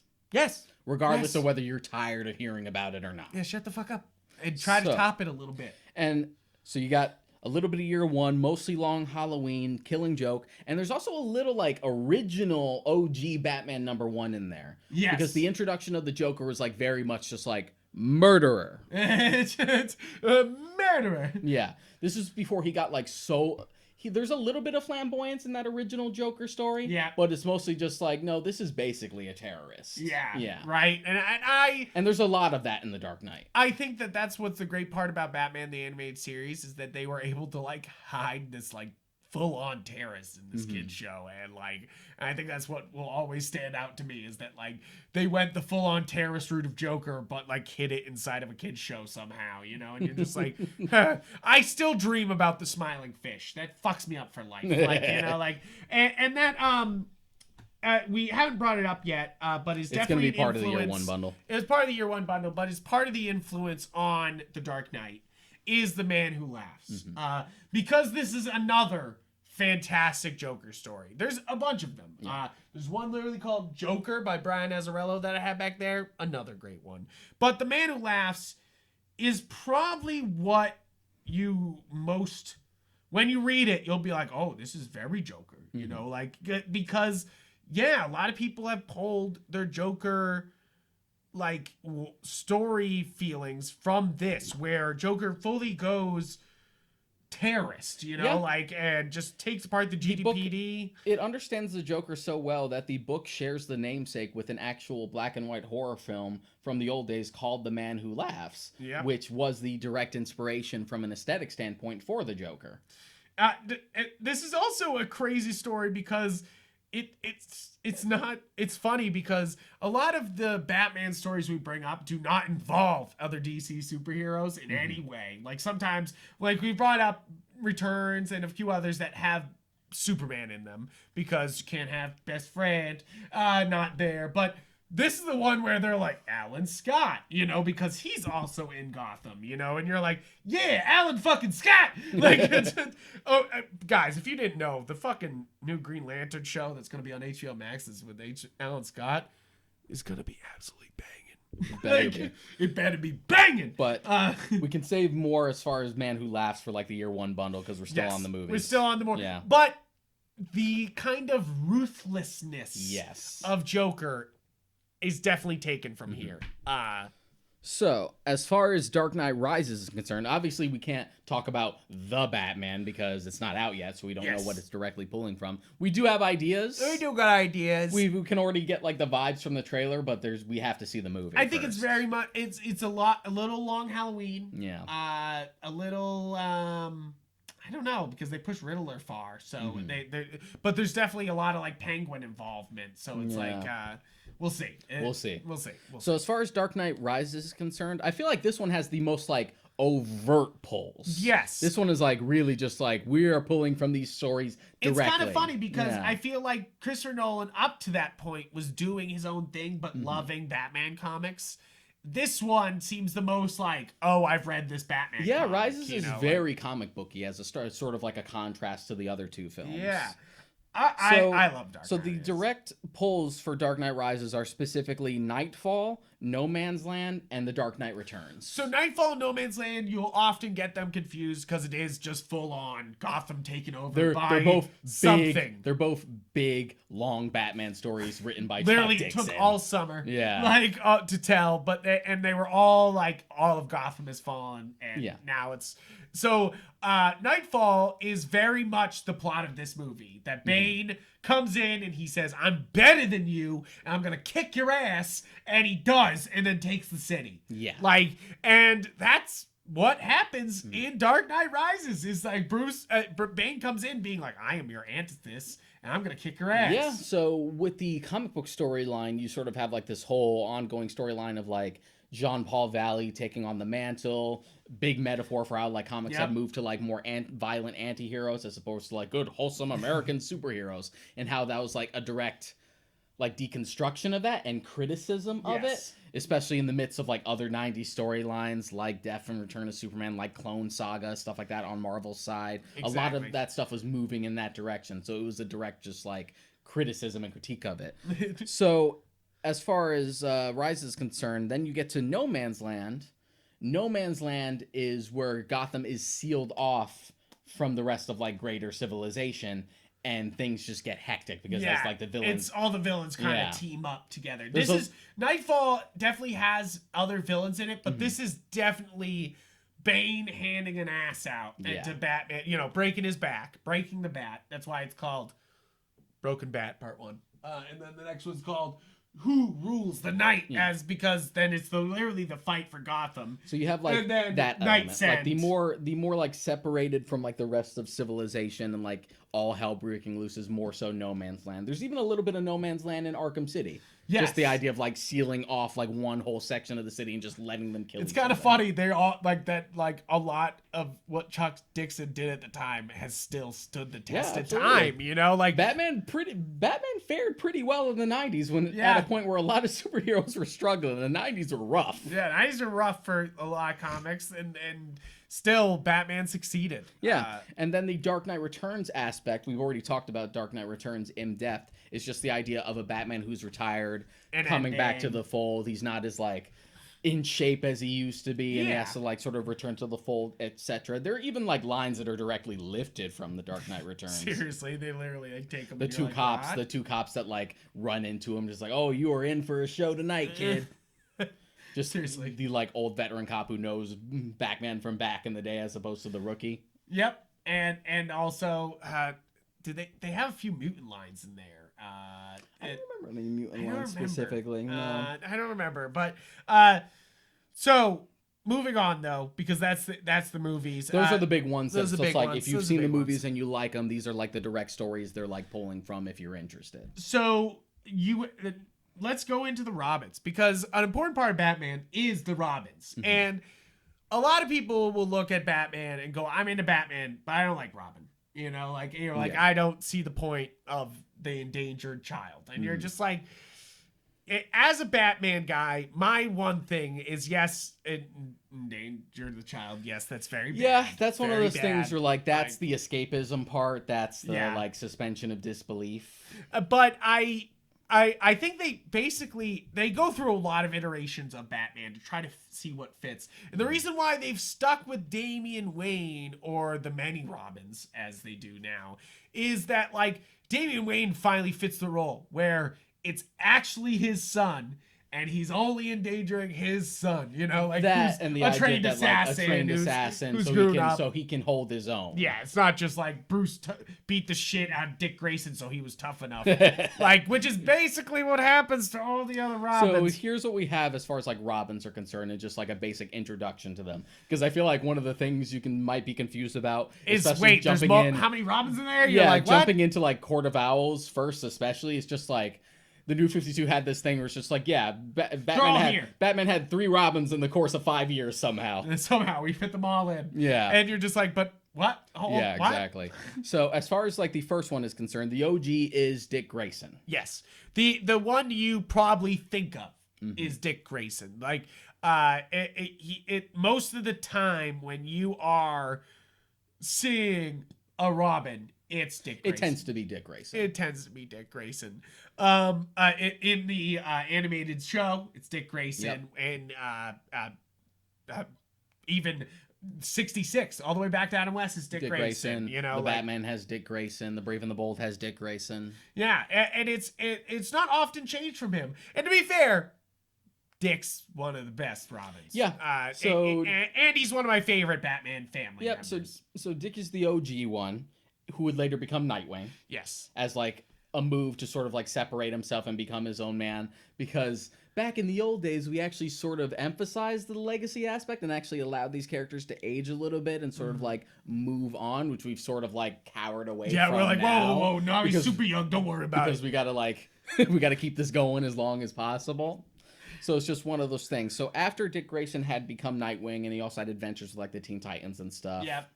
You get Jason Todd. So Dick Grayson's backstory was orphaned, circus performer, what was it, Tony Zuko? Yep. Like killed his parents, cut the rope, etc. Was taken in by Bruce Wayne, became his ward. Yes, and Batman and Robin the movie. That's Dick Grayson, you know, like that's to be fair, that's one of my favorite parts about Dick. Forever specifically is the Robin Forever, origin, yes. Yeah. That's one of my. I know a lot of people shit up Batman Forever, but one of my favorite bits is them just like straight up doing Robin, you know, like the just not even fucking holding back. Yeah, the origin with the Flying Graysons is very well done. Yeah, and you know the Robin suit, people shit on it, but I always thought it looked good. You know, you take off the nipples and it looks fine to me. Yeah, right. Yeah. You're just like, this is fucking. That's kind of how I feel about the Schumacher costumes in general. It's just like remove the nipples, and I might not feel remove the nipples and de-emphasize the codpiece just a bit, especially with Batman and Robin. They're like, nope, it's fine. Schumacher's like, nope, yeah, that ain't happening. Nope. But yes, Jason Todd's brought in as kind of an antithesis to the good boy, the Boy Scout of Dick Grayson, where sometimes you had him in being in Teen Titans going, screw you, Batman, I'm gonna be my own man. But like, you didn't have Jason Todd, who like sometimes actively hated Batman and fought against him. Yeah, Jason Todd was like, he grew up on the streets, and he's literally introduced as like trying to steal one of the Batmobile's tires. And it's funny because he's brought in as this sad case, but then it eventually becomes Batman's almost greatest failure. Is that he, after, you know, the kind of like smoothness of Dick Grayson that goes on, he brings in Todd, it goes completely wrong almost the whole time, you know, like, and he basically makes a very strong young angry man, you know, like and they bring that up in the comics that like is that Bruce even recognizes it, is that he took an angry guy and he thought that they would. It's funny because Todd is so close to Bruce, you know, like in that he doesn't have anything and he could have been anything, and all Jason Todd is that like little difference in morality, yeah, exactly, and bringing up that makes him you know, Robin, then the Red Hood eventually. Because that's obviously the story, you know, is that we voted to fucking kill Jason Todd in a phone call kind of thing. People called different numbers. It was in the comic. You picked up the number, you called, and you chose how Jason Todd died. Yeah. You know, and you're just like, Jesus Christ. And then they went with it, which is really funny. Really funny, and also in the same way that Dick Grayson becomes Nightwing, Jason Todd becomes Red Hood. Yes. It's one of those characters who was like dead for a while, again, as you said, marked as like Batman's greatest failure, which is something specifically introduced in Dark Knight Returns, which was then brought over into the comics as one of those things, as we said before, but it's trying also to canonize Dark Knight Returns. The Red Hood works so well because Red Hood is the first Batman failure, is that he goes to save the Red Hood and he falls into the vat. Yeah. And so it's even, he wears the Red Hood not only as a like Joker fucking killed me, I'm wearing Joker's original thing, but also that like as a like this is your first failure, here's your biggest failure. It's funny how people falling in like vats of chemicals is a foundational running aspect of Batman that dates back. Fucking Gotham needs OSHA. Yeah, is what they need. They don't need Batman. They need OSHA. It goes back as far as the original Detective Comics 27 of some dude falling into a vat of chemicals. And you're just like, damn, everybody falls into vats. And that was like early Batman too, who was cold as fuck. Yeah, who just turned around and just said a fitting end for his kind. Early Batman don't fuck around. He didn't though. He just is like, that bitch dead, and you're like, damn. After Jason Todd.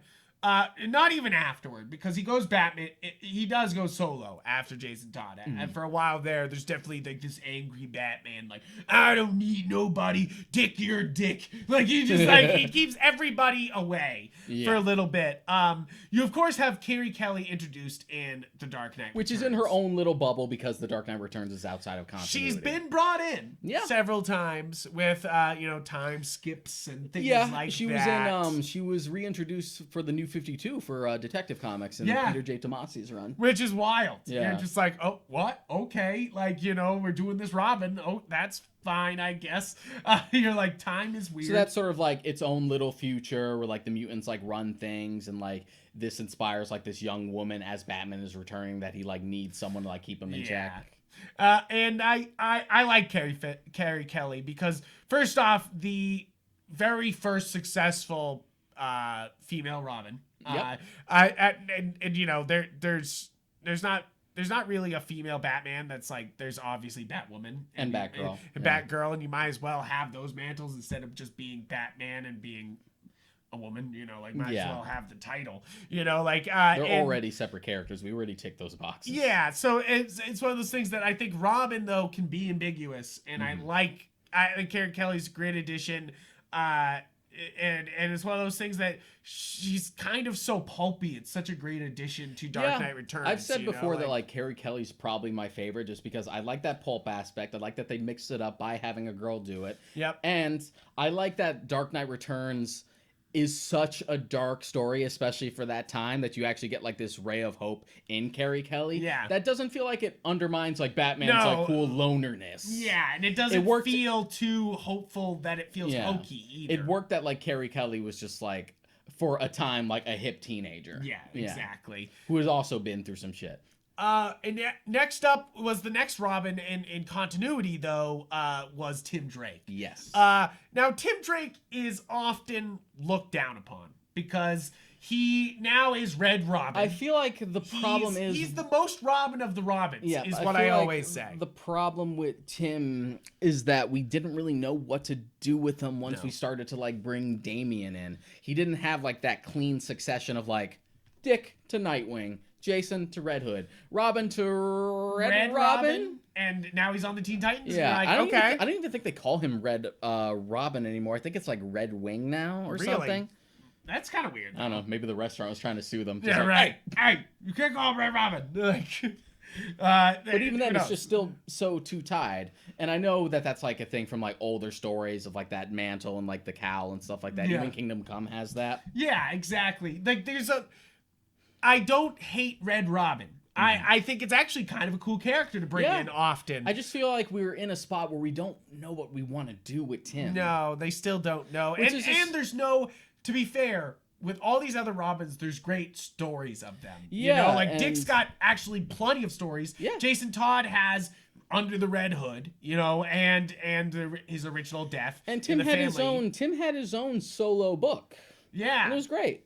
But it's not iconic. So it's just one of those. It's just one of those things where, like, I wish we would find a bigger purpose for him because I feel like amongst the Robins, he's just the most technical. Yeah, he's the most efficient. There's always like talks when like Bruce or Dick talk about Tim, where it's just like Tim will probably be the best of us. Yeah, he'll be the Batman. Yeah. You know, like he will be the good because replacement.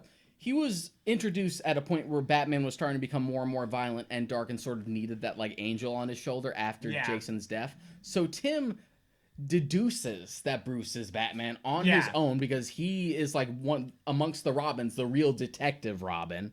And he's the one who's just like, I want to be Robin because you need a Robin. Exactly. Yeah. And that's one of my favorite things about Tim Drake is he wanted it and he got it. You know, so as far as like other interpretations, if you're familiar with like the new Batman Adventures version of Tim Drake, that character is a composite between Jason and Tim. Yeah, it's a weird, like, because it's Tim. It's Tim in look and personality, but there's also like the darker backstory for him where like his dad was like a deadbeat and he like grew up as like a little thief on the streets and tried to steal the Batmobile's tires and stuff. That's like Jason's aspect. They sort of combine elements. Exactly. And it's sort of strange in that aspect, but you know. But it worked. It works. It's just weirder now because like we have the Adventures Continues comics. Yes. That like Alan Burnett or like Paul Dini are doing, and now they're actually straight up doing Jason. Yeah, and you're like, oh, okay. It's like I felt like we already ticked that box, but sure. And then next up after Tim Drake was Stephanie Brown. Stephanie Brown is an interesting one. So this was a character originally introduced as like a low-level vigilante named Spoiler. And she was also like Tim Drake's love interest, especially for his solo book. Yes. Then she took over the mantle of Robin briefly. Yes. But it was sort of like a fun thing to mix it up. But she also has the distinction of being the only person to be a Robin and then later a Batgirl. Yes. Yeah, exactly. After both Barbara had given up the mantle and then Cassandra Cain had also given up the mantle, Stephanie Brown became the new Batgirl. And was for a couple years, up from about like 2009 to 2011. Pretty much up until DC rebooted, she was Batgirl. Yeah. And it's kind of like, it's one of those things where I feel like they underutilized Stephanie Brown. She is definitely like a very well-beloved character. That was one of the big no-nos when the New 52 like reboot had happened. Was where like, they were like, what about Stephanie Brown? Where's Stephanie Brown? What about Stephanie Brown? Yeah. And eventually they did reintroduce her. Same thing with Cassandra Cain. Exactly. They were like, they're coming. They're coming. Be patient. Relax. Happening. And then, of course, we have our boy, the little shit himself, Damian Wayne. And it's funny because I was always a Dick Grayson guy. I was always like, Dick Grayson, he's my Robin, he's my dude. And then I fell in love with Damian and how much of an asshole he is all the time. Because you get like the asshole like character. You're like, oh boy, here we go. It's Jason 2.0. Yeah. You ready for this again?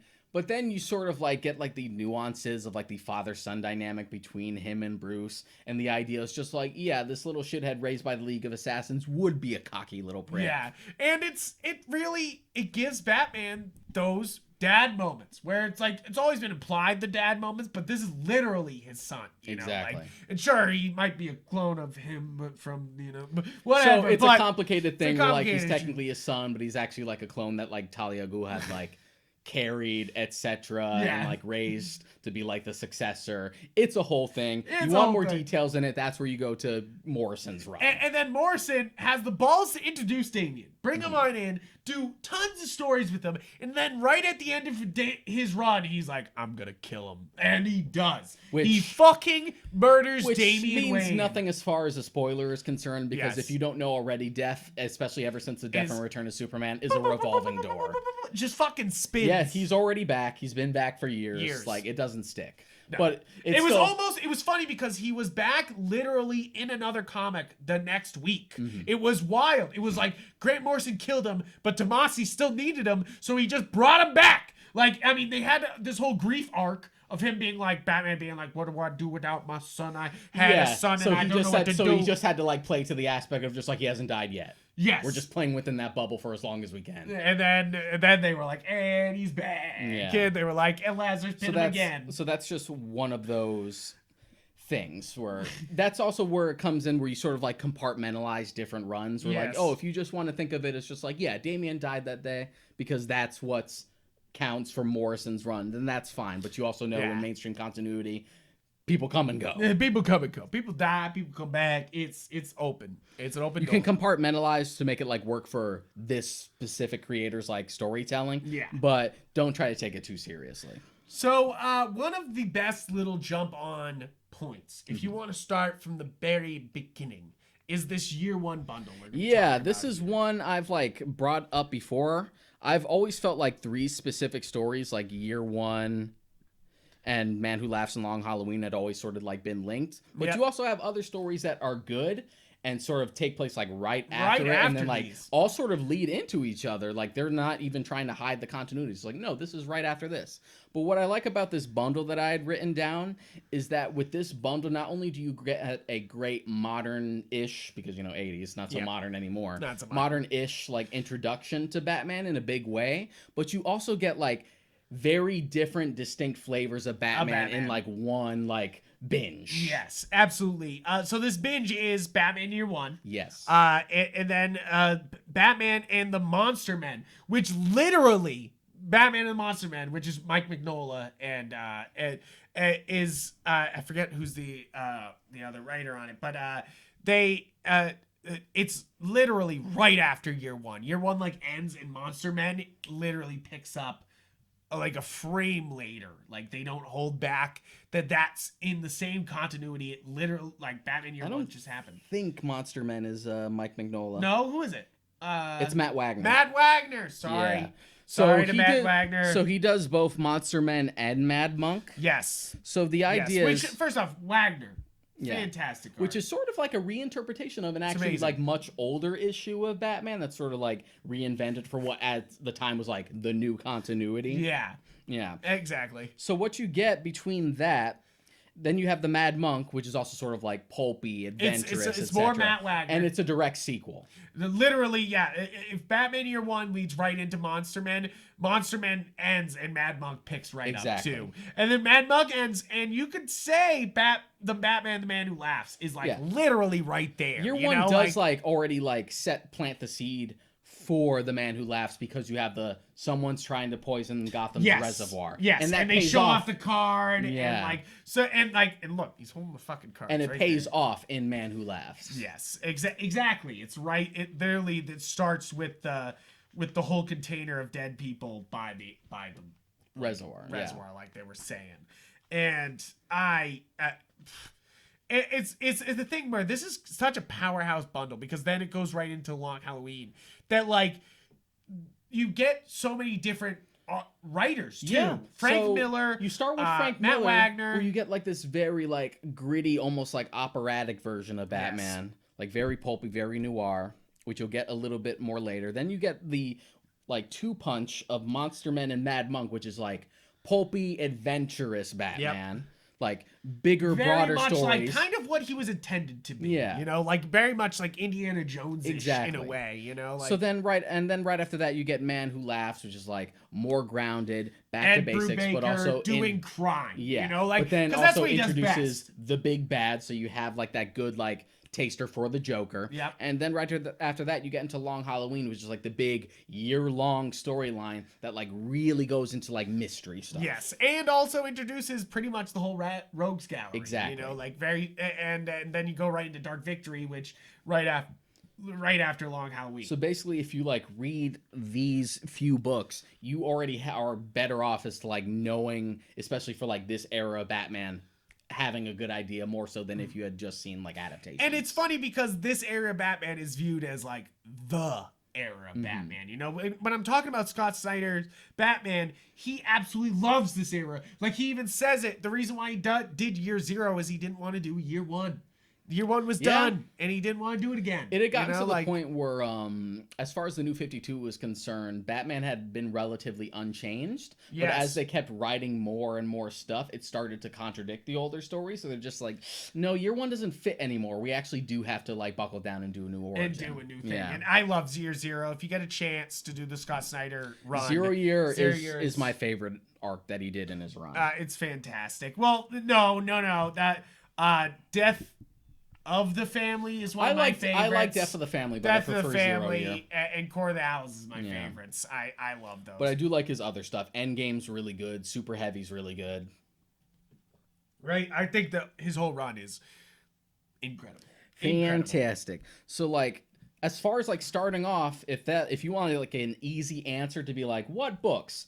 You can literally try what we call the year one bundle, and you'll have a great idea of what Batman is like. Exactly. With very different flavors. Without all in having one to go. be like, which continuity am I in? Yeah, and you like, don't have to worry about like the baggage as much. Exactly. But as a good segue, speaking of baggage, speaking of baggage, this is pretty much the end where we start talking about like the different like eras of DC, just to give you an idea. Because eventually, once you start to get deeper, it will come up, and they will reference. Yeah. You know, so you gotta. It's one of those things that you slowly become an expert in Batman because of all the Batman that's connected. So we start with, so I even made the joke, like in the document that we're reading off of, is DC equals ditch continuity, which I can't take credit for that joke. It's just some random guy joke from a while back. But and it's true though. They constantly are like, oh, can we get rid of this continuity? Cause wipe it clean. And they do. And first one is pre-crisis before they decide to wipe some continuity. Basically from 1938 to, which is Action Comics #1, up until 1985. So this is like real old, ridiculous comic book stuff. Very Golden pulpy. Age, Silver Age. Golden Age. It's like Batman has a bunch of different suits that like don't make sense. They can just make up whatever they want. Don't make sense. They all make sense. He has a rainbow suit. He has this. He has that. Different types of gadgets. Just like very weird, very cheerful, just like off the rack. Yes, very fun, pulpy stuff. And Superman and like nearer to him was also making up powers on the fly every issue. It doesn't matter. Superman can do whatever the story needs him to do. Whatever he fucking wants. Yeah.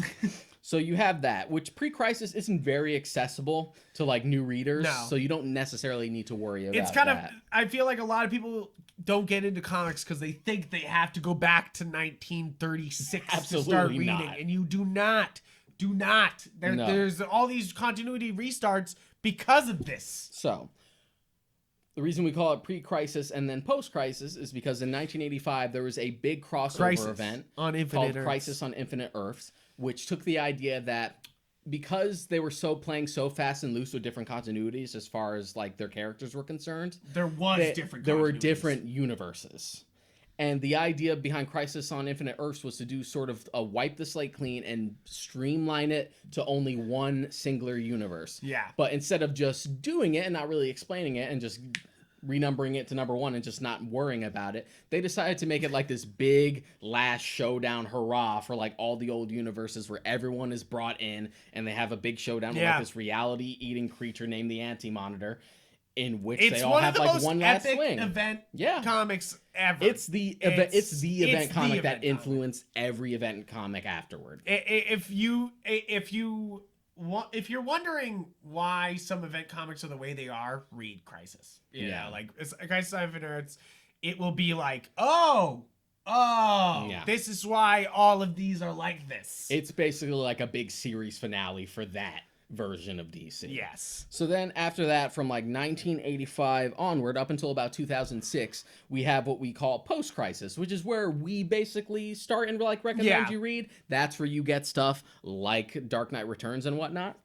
Yes, and it's kind of DC's more like, okay, guys, we need to make serious writing here. Yeah. You know, like let's step away from the frivolity. Let's move towards more serious. This is literature. So. Yeah. So you had sort of like, and that you had like mileage could have varied. You do have like weird stuff in that era, especially in the 90s, because the 90s was just a weird time.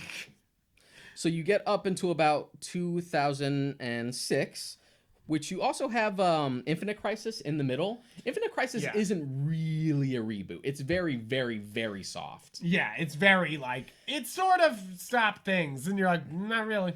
What the conceit behind Infinite Crisis is that there are still remnants and characters who still remember the pre-crisis universe. Yeah. And it's the idea of like reintroducing certain like multiverse and like alternate Earths back into mainstream continuity while also not contradicting what we've already built since 1985. Exactly. That was basically it. Of course, notwithstanding like retcons up until that point, like John Byrne's Man of Steel going to Birthright and stuff like that. Right. Shit gets retconned a lot. Shit's wild. Yeah. So then we get to pre-Flashpoint era, which is about like 2006 to 2011, just like post-Infinite Crisis. Things are just sort of coming along. That's when we get stuff like Stephanie Brown being like the latest Batgirl. We're pushing the legacy. Then 2011 rolls around and we decide, let's hit that reset button again. Let's hit that reset button. And it's a full reset. This is one of the most So a lot of DC Comics, even up to this point, were not resetting numbers. Like we were still getting Batman 800, Batman not, like it was fucking up there. And with New 52 was one of the first times that they fully restarted the numbers. Yeah. And they've done that now several times because it obviously increases numbers. If you say it's a one, if you go to a comic book shop and you see issue number 800, you're going to be like, I'm not reading what? that. Do I have to read all the other 799? But when you see issue number 1, you're like, okay, I can start with issue number 1. Right, and that was definitely the conceit behind post Flashpoint, New 52. So Flashpoint is the one that like most people know, even casual viewers, because it's in the Flash TV show. There's an animated movie about it. The upcoming live action Flash movie is pretty much going to be adapting it. Yeah, and it's basically Flash went a little too fast, tried to save his mom, and messed up the entire universe. And we got this really dark alternative DC universe. And then as a consequence of him like fixing things and resetting it, he also just reset the universe in general, so we get the birth of like the New 52. And the New 52 is where we came in. It's what we love the most. Yeah. And the New 52 kind of ends with another podcast thing that we covered before is Doomsday Clock. Yeah, it doesn't fully Flashpoint or Crisis. It's a very like soft reboot, but it does bring in the what did they call it at the time? It wasn't the when they kind of restarted the numbers again after New 52. They called it what, Rebirth? Yeah, Rebirth. Rebirth was it. And Rebirth was kind of after Doomsday Clock, just kind of. It is and it isn't, because Doomsday Clock is in this weird point continuity wise where like it's a few years out, and I don't think we've still even like gotten to it. But it's sort of like a building block to aim for in the future. Yeah. And it's one of those things where Rebirth is more like a big course correction rather than like a whole like wiping the slate clean. There are weird things you get in that transitional period, like New 52 Superman and pre-Flashpoint Superman basically combining into one. Yeah, and you're like, what? You're like, okay, comics are weird, guys. Comics are strange. So basically now we're in a post-Flashpoint world, and we're basically in sort of like a rebirth era. We're post-rebirth era. Yeah. I think we've had some like Heroes in Crisis kind of restarts. Like I think there's been a few things that have restarted the whole DC continuity. And that's the thing with... But, like, this kind of just brings up the point that, like, the continuity doesn't fucking matter. Yeah, it's very fluid. Very fluid. And even beyond, like, wiping just the whole slate clean on a universe in general, sometimes it's not just like, oh, we're doing the entire thing for our entire imprint. Right. Sometimes it's just for a character. Sometimes a character on its own will get specifically retconned. And even Batman is often a victim to that, where they're just like, nope, this is happening now instead. Year one still counts. That is not still counting anymore. You're just like, okay, like it happens all the time. And even with like, what did they have? DC 1 million, and now they're doing DC of Tomorrow, or what is it called? Future State. Future State. They're doing Future State shit. And like, which is another like possible future for the DC universe, with people taking up the mantle. It's always, we always have like a gimmicky version of that like every few years. Yeah, where it's just like, what if?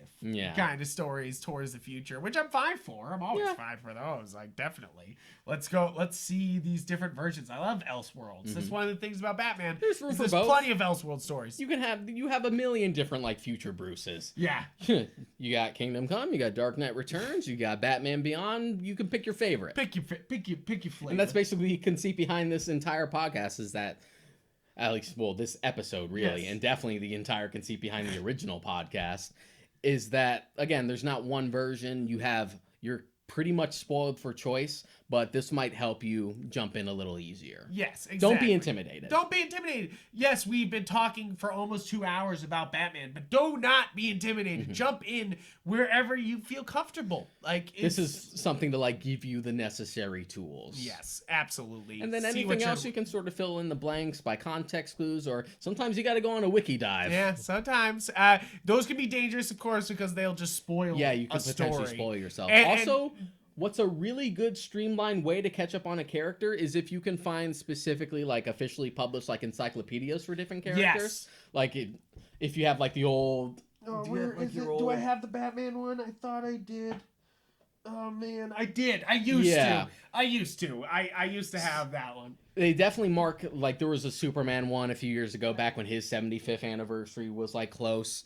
And it's just like, oh, a sort of, like, summated, streamlined, like, summary of, like, the history of Superman. It's how I really got into Spider-Man, really. When I was a kid, I had the you Spider-Man got one. The Tom DeFalco one. Yeah, and I just read the shit out of that. I And I was read just that sitting too. there like, I know so much about fucking Spider-Man. Like, and you can do the same for Batman here, where there is those books, and you're just sitting there being like, wow, I know everything about Batman now. You're just like, Jesus Christ, I had no fucking clue. Yeah, so sometimes you might want to grab your hands on those. Those are also very helpful. Those are very helpful.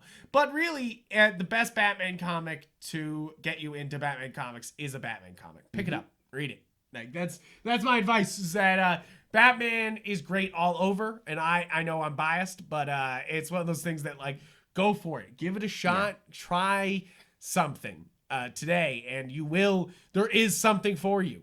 This is one of those great characters that will not be put in a box, and continues even to, if you try to, because you think you sound clever. Yes, and like, you know, I've gotten in tons of fights with people that Batman doesn't kill, and if he kills, it's not Batman, and you're like, you don't understand what the fuck we're talking about. Maybe your here. Batman doesn't kill, but there are plenty of versions that do. Plenty. Batman 89 fucking yeets so many people.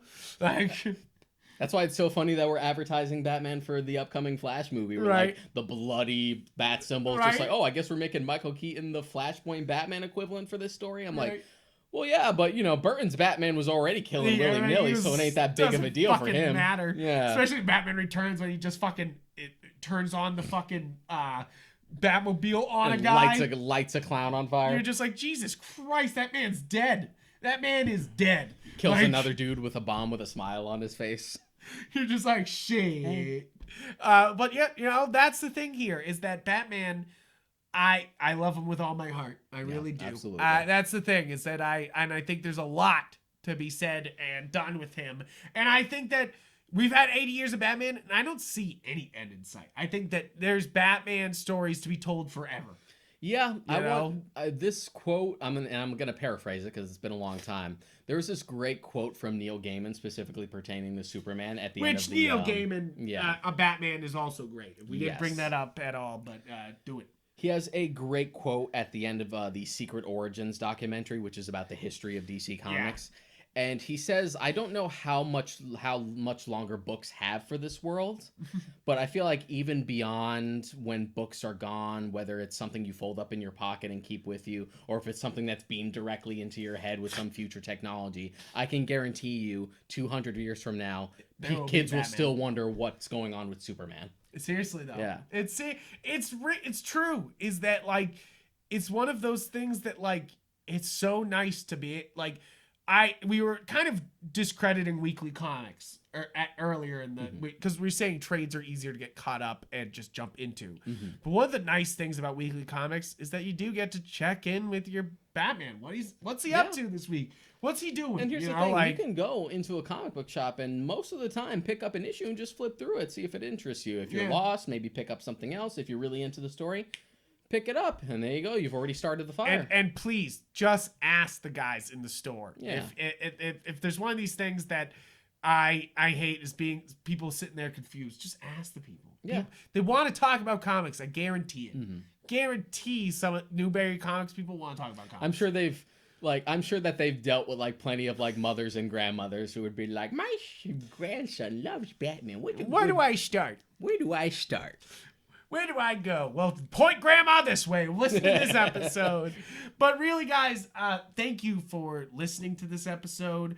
Please check out our previous How to Get Into Comics. And really, mostly, just go read a Batman comic. Yeah. Like, that's fucking... And then if you're interested in both episodes and you're curious about another character, let us know, and we can potentially do an episode on them.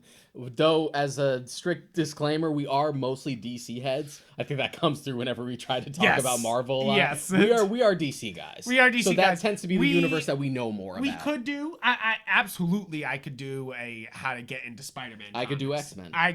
We could do X-Men. I'm not as versed, but we could... Hulk is also another one. Where I know a lot about Hulk. I could do Hulk. I'm pretty familiar with Hulk runs.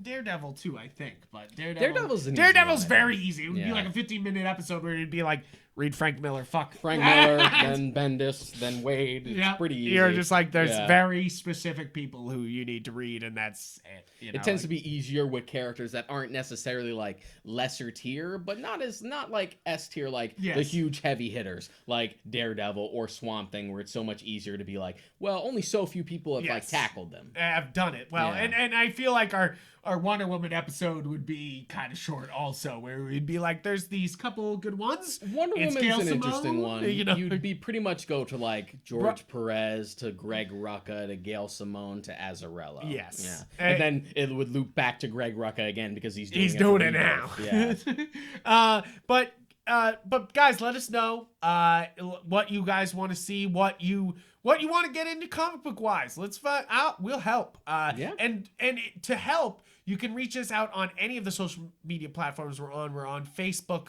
We're on. We got Discord. We are also on Instagram and Twitter as ourselves, as Yupfrank and Modcryka. And we'll post things that we get on there and the Discord, so definitely check those places out if you want to see what we got in our latest and greatest shit. Basically, guys, thank you for listening to us talk about Batman for 2 hours. It's a pleasure. It really we needed is. the excuse. Yeah, right? We need an excuse to talk about Batman for 2 hours.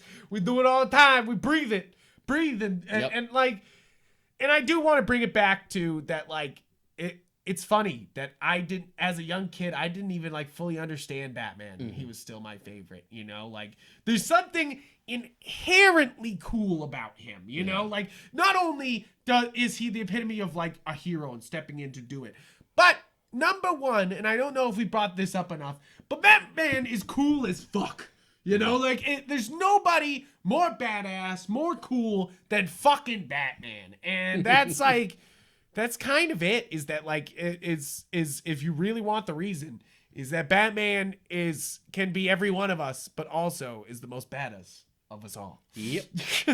And will always beat Superman in a fight. I'm just kidding. I'm just kidding. But give him a couple hours and he'll figure it out. He's like, I dug this kryptonite out of the ground. But okay, guys, thank you so much. Thank you for listening. Watch on YouTube, like, subscribe, or listen anywhere you listen to podcasts. Hit that follow button so that way you can keep up with us and you hear these weekly ones. We will keep doing more topic podcasts, and so get ready for next week's. And thank you guys again, and I hope you have a great rest of your day. See you next time.